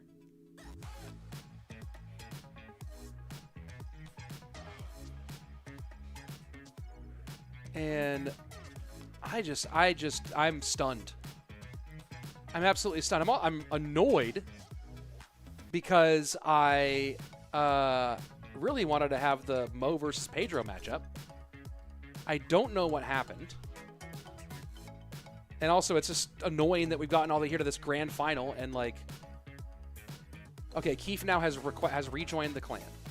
That's the way the clan crumbles. Steve gets a pin for that one. Steve gets pinned. That's the way the clan crumbles. Great work. Set the way for minutes. Can we get a recap of what happened?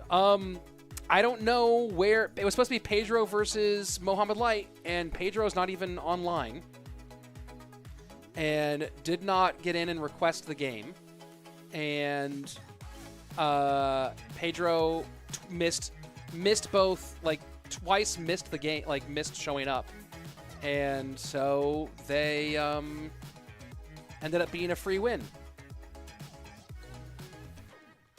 So we're Keef left the clan. Keef is now back, and now we are playing our third set finally. We're now about to start this King of the Hill in a moment. What in the world, dude? Honestly, my brain is broken. Stay up till 2 a.m. to watch this, dude. I feel you. Here we go. Keef versus Sub.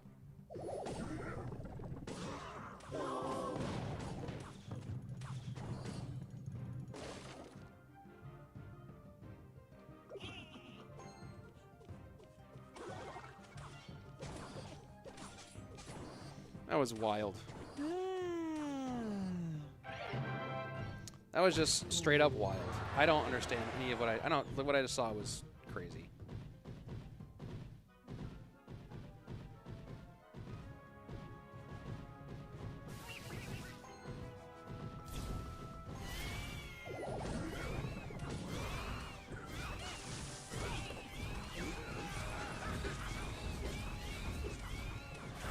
Yeah, these Keef yawns. Man, I'm really disappointed we didn't get to see Mo versus Pedro.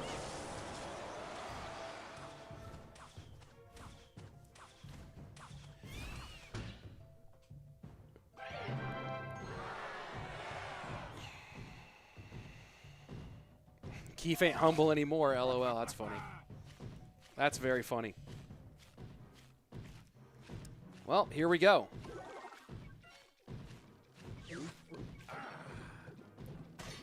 RG versus RG here in this King of the Hill matchup.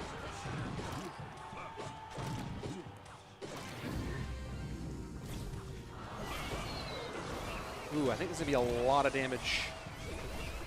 That's gonna be a lot. This is gonna be a lot of damage here, because that Phoenix is going down. That's gonna be one more shot there, honestly. Very nicely contained is the best way to put that.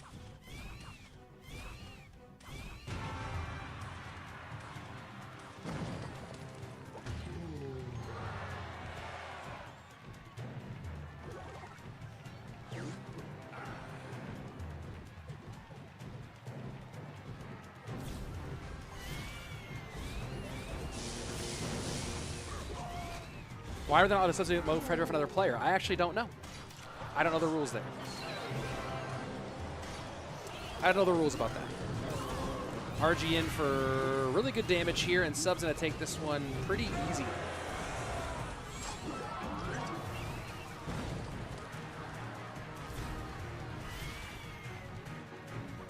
Keeps going to try for one more Evo RG. But only 13 seconds left, and this will not do much of anything.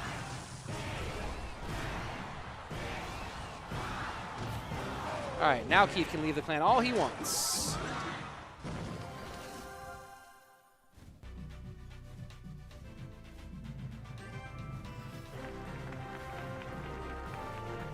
See how fast they're gonna leave. Yep, gone. Hilarious. All right, Keef down, Samuel up next. And still no sign of Pedro online.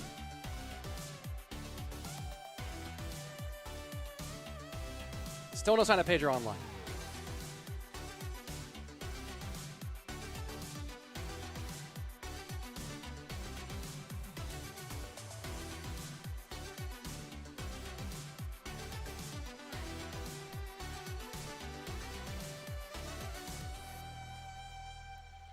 I'm wondering, is Pedro playing What is Pedro playing? Is Pedro playing in some other competition? Is Pedro in Belgium?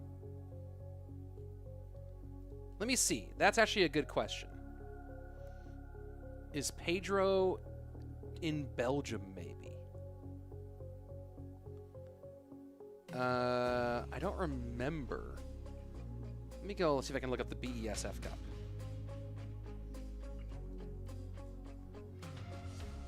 Next match coming in a second here. I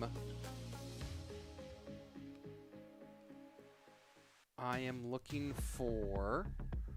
Do they have the solos? You think it's about... Oh no, because Pedro isn't from EU. I thought there were some non-EU players who were at the BESF Cup. Or maybe I'm wrong. All right, Sam sub coming up here in a second.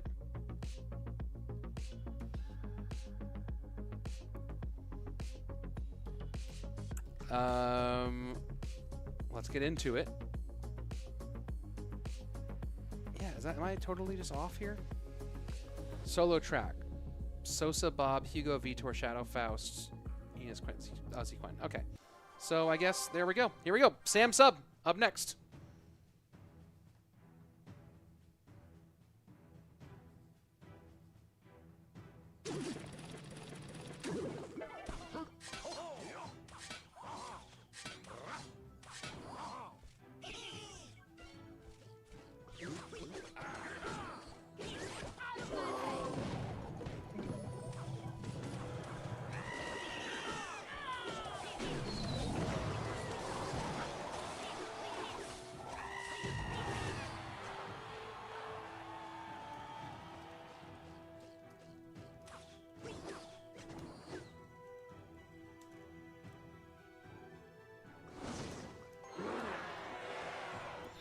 All right.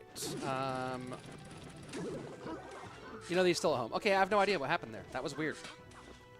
That was very weird. I already answered this question. My answer was yes, you can. Ultimate Champion is not hard to hit, as proven by the fact that I hit it regularly now, when I could not do that before.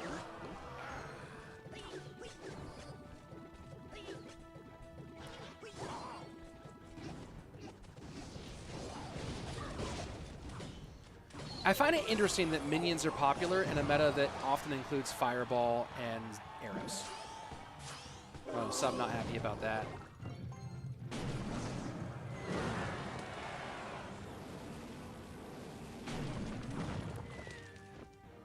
Sub's certainly not happy about that moment.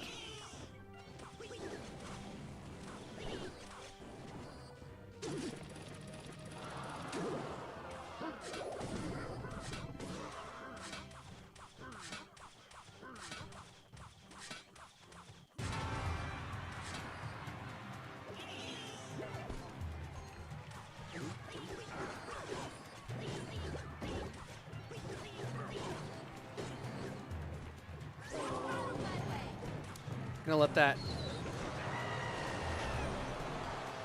Lumberjack just do its thing on the left-hand side. Ram Rider cannot get in deep enough. Magic Archer does get one lined up. So far, damage leading for Sam pretty well.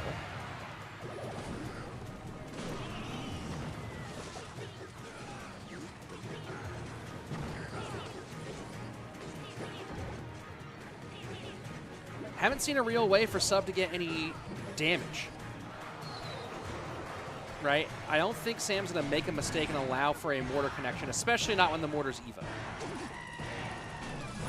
So that's just minor chip like this. Interesting that that mortar did connect, though. Sam defending the Lumberjack on the miner with the Lumberjack, and Lumberjack being a bit too close there for that shot.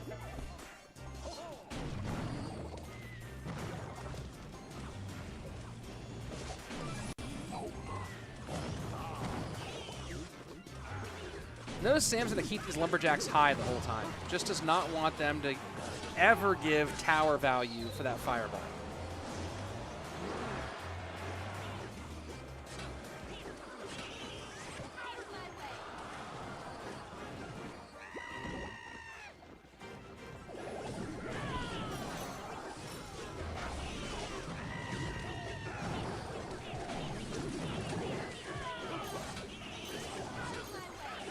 lots on the board. 2 Ram Riders. Mortar not going to be there. Fireball to push back, and Sub shaking his head here. That's it. That's it. It might tower down. Oh, it is tower down. GG. Can't do anything about it. Can't do anything about it. Sam evens things up.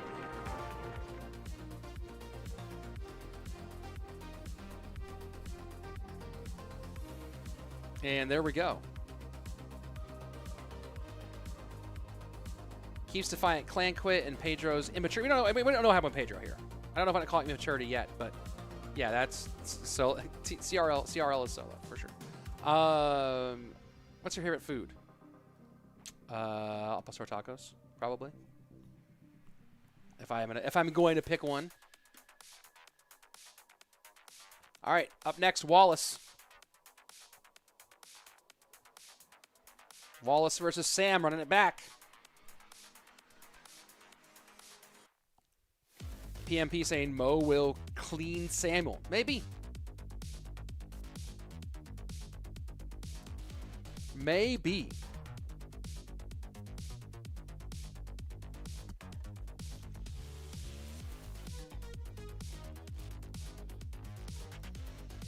What if Pedro just couldn't show up? Yeah, we don't know. Terrible name, though. I'm clearing that out. Terrible name.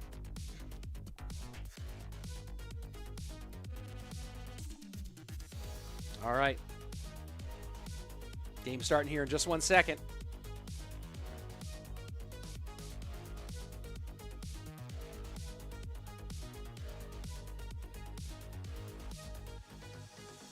Yeah, you just can't have, I can't have that name up on my screen, bro. Come on, man. Origin. Can't be. You know what you did.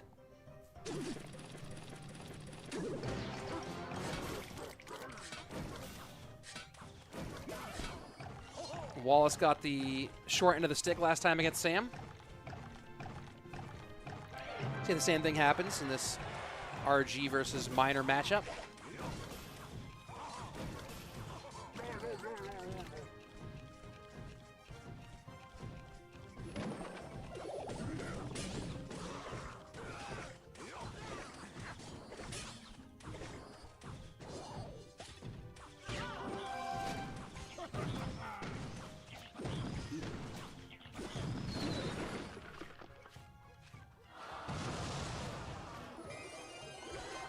I see someone asking, Rich, please curse Mo. My caster's curse is powerful.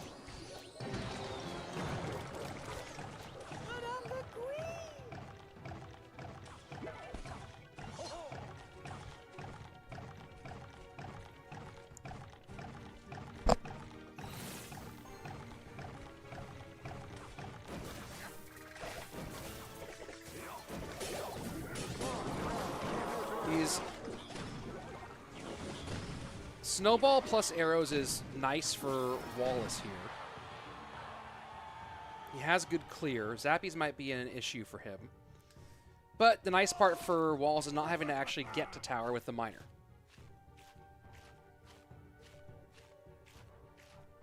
I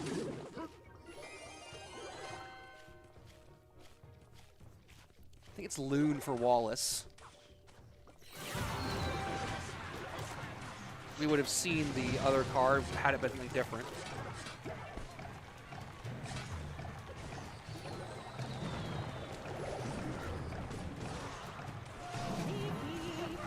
And there you go. Loon to the right, Queen working, getting the tombstone out of the way.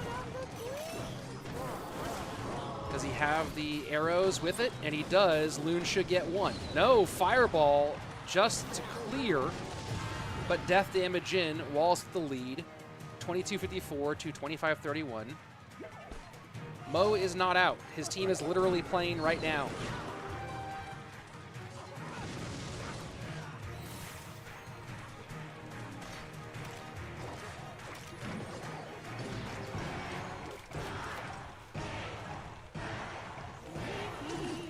Last card has to be Mother Witch, since we have not seen it. There we go.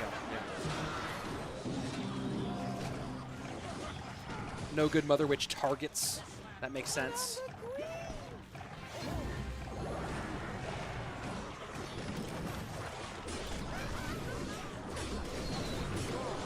trying to chunk down this evolved Royal Giant best he can. Wallace is going to take one, I think. 22-24. Lots of skelly damage, though, on the right-hand side. Samuel starting to get some damage back out there.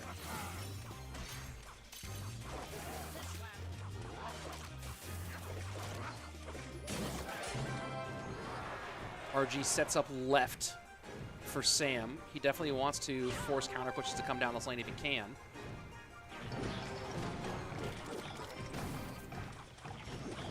The dual lane work is nice, though. Almost a triple elixir. And for the moment, a thin lead for Wallace. But Sam's going to start making things much more difficult here in triple.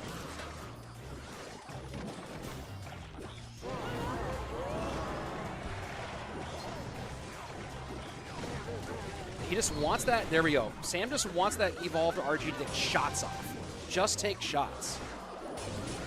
Lead very thin for Sam. Miner in. Has to arrow snowball those zappies. But Miner's still going to get eaten alive. Or the balloon going to get eaten alive. Slight lead now for Wallace, who can probably hold off with this few little time left. Gets the bomb tower down for the RG. Great work. Oh, it's 12:42 though. I don't think it's gonna happen. I think Sam's got this. Sam not able, or Sam more than able. Holds on. Arrows not there. GG, well played. And Sam is sending us to a 5th and final. Or never mind, not to our 5th and final yet. To our 4th game. I thought Sam was the anchor. Sam taking us to Mohamed Light, where Mo could beat Sam, and then the question is, oh, Pedro's finally in the Pedro's online now. Pedro has shown up. My word. Mohamed Light up next.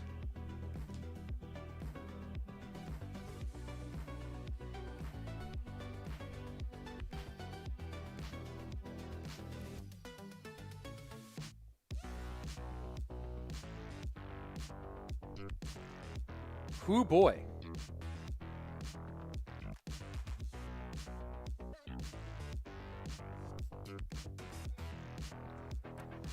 And Hiccup asking this question, I can make a lot of money in a third world country. Become great at Photoshop. Actually is a great answer to that question. Become a phenomenal Photoshop artist. Companies need graphic designers. I have a friend who lives in Colombia, I think it is, who's making like $45,000 a year as a Photoshop designer, which is huge for where he lives.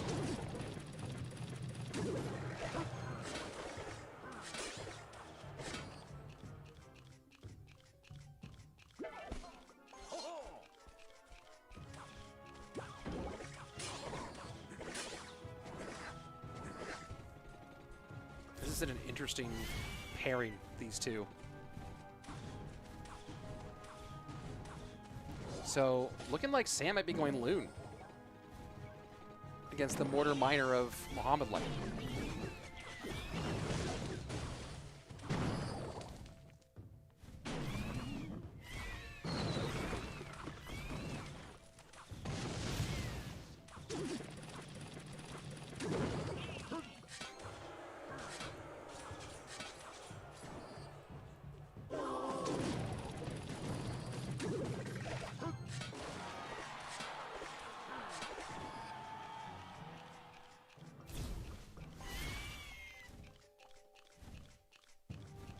This is really interesting. Like, there's a couple of ways for Sam to control the mortar. Mo's going to want to control balloon high, and he does. That balloon turn always scares the heck out of me. Arrows to get rid of that. No King Tower activation here on the part of Sam because I think his and the cannon goes down into its cannon card goes into its second phase and pulls the balloon back up again. Sam needs to start varying placement. I don't think that there's no way that Mo's playing NATO here, especially since it's banned. And he's still going to the outside, as if NATO's still involved.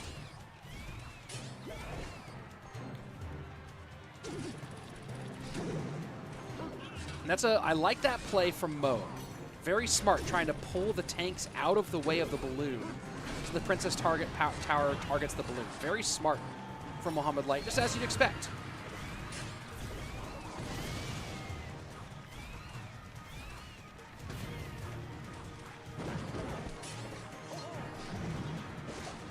Are arrows there for Sam? And they are. Mortar cannot come in high here. Mo's in a bit of trouble. Fireball, snowball the opposite direction. Mo's going to take some shots. Mo's going to take some big shots here. Some game-changing shots here. Unbelievable amount of damage. And has the unthinkable occurred here? Has shot Calalas, lost the championship. Samuel Bassotto with the celebration and the 1-2-3 King of the Hill sweep. Taking down Mo in the end. And Higher Gaming, your championship, your champions for our summer split. Great gameplay. Great matchup. And a solid win. Samuel Bassotto was on it today. Sam was absolutely just on it today. Really great stuff. And that's got to feel good going into this monthly final for CRL. To take a win like that one. Whoo, boy. Mortar just wasn't there. And that is it.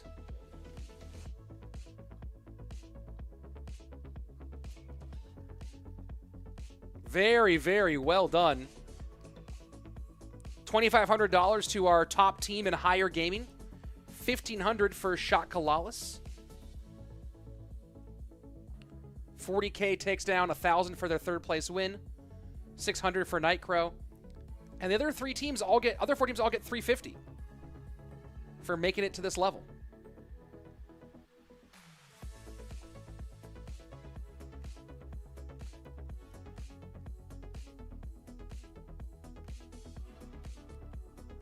So well played. It was a bad matchup for Mo, a good matchup for Sam, and then did not have the mortar and cycle.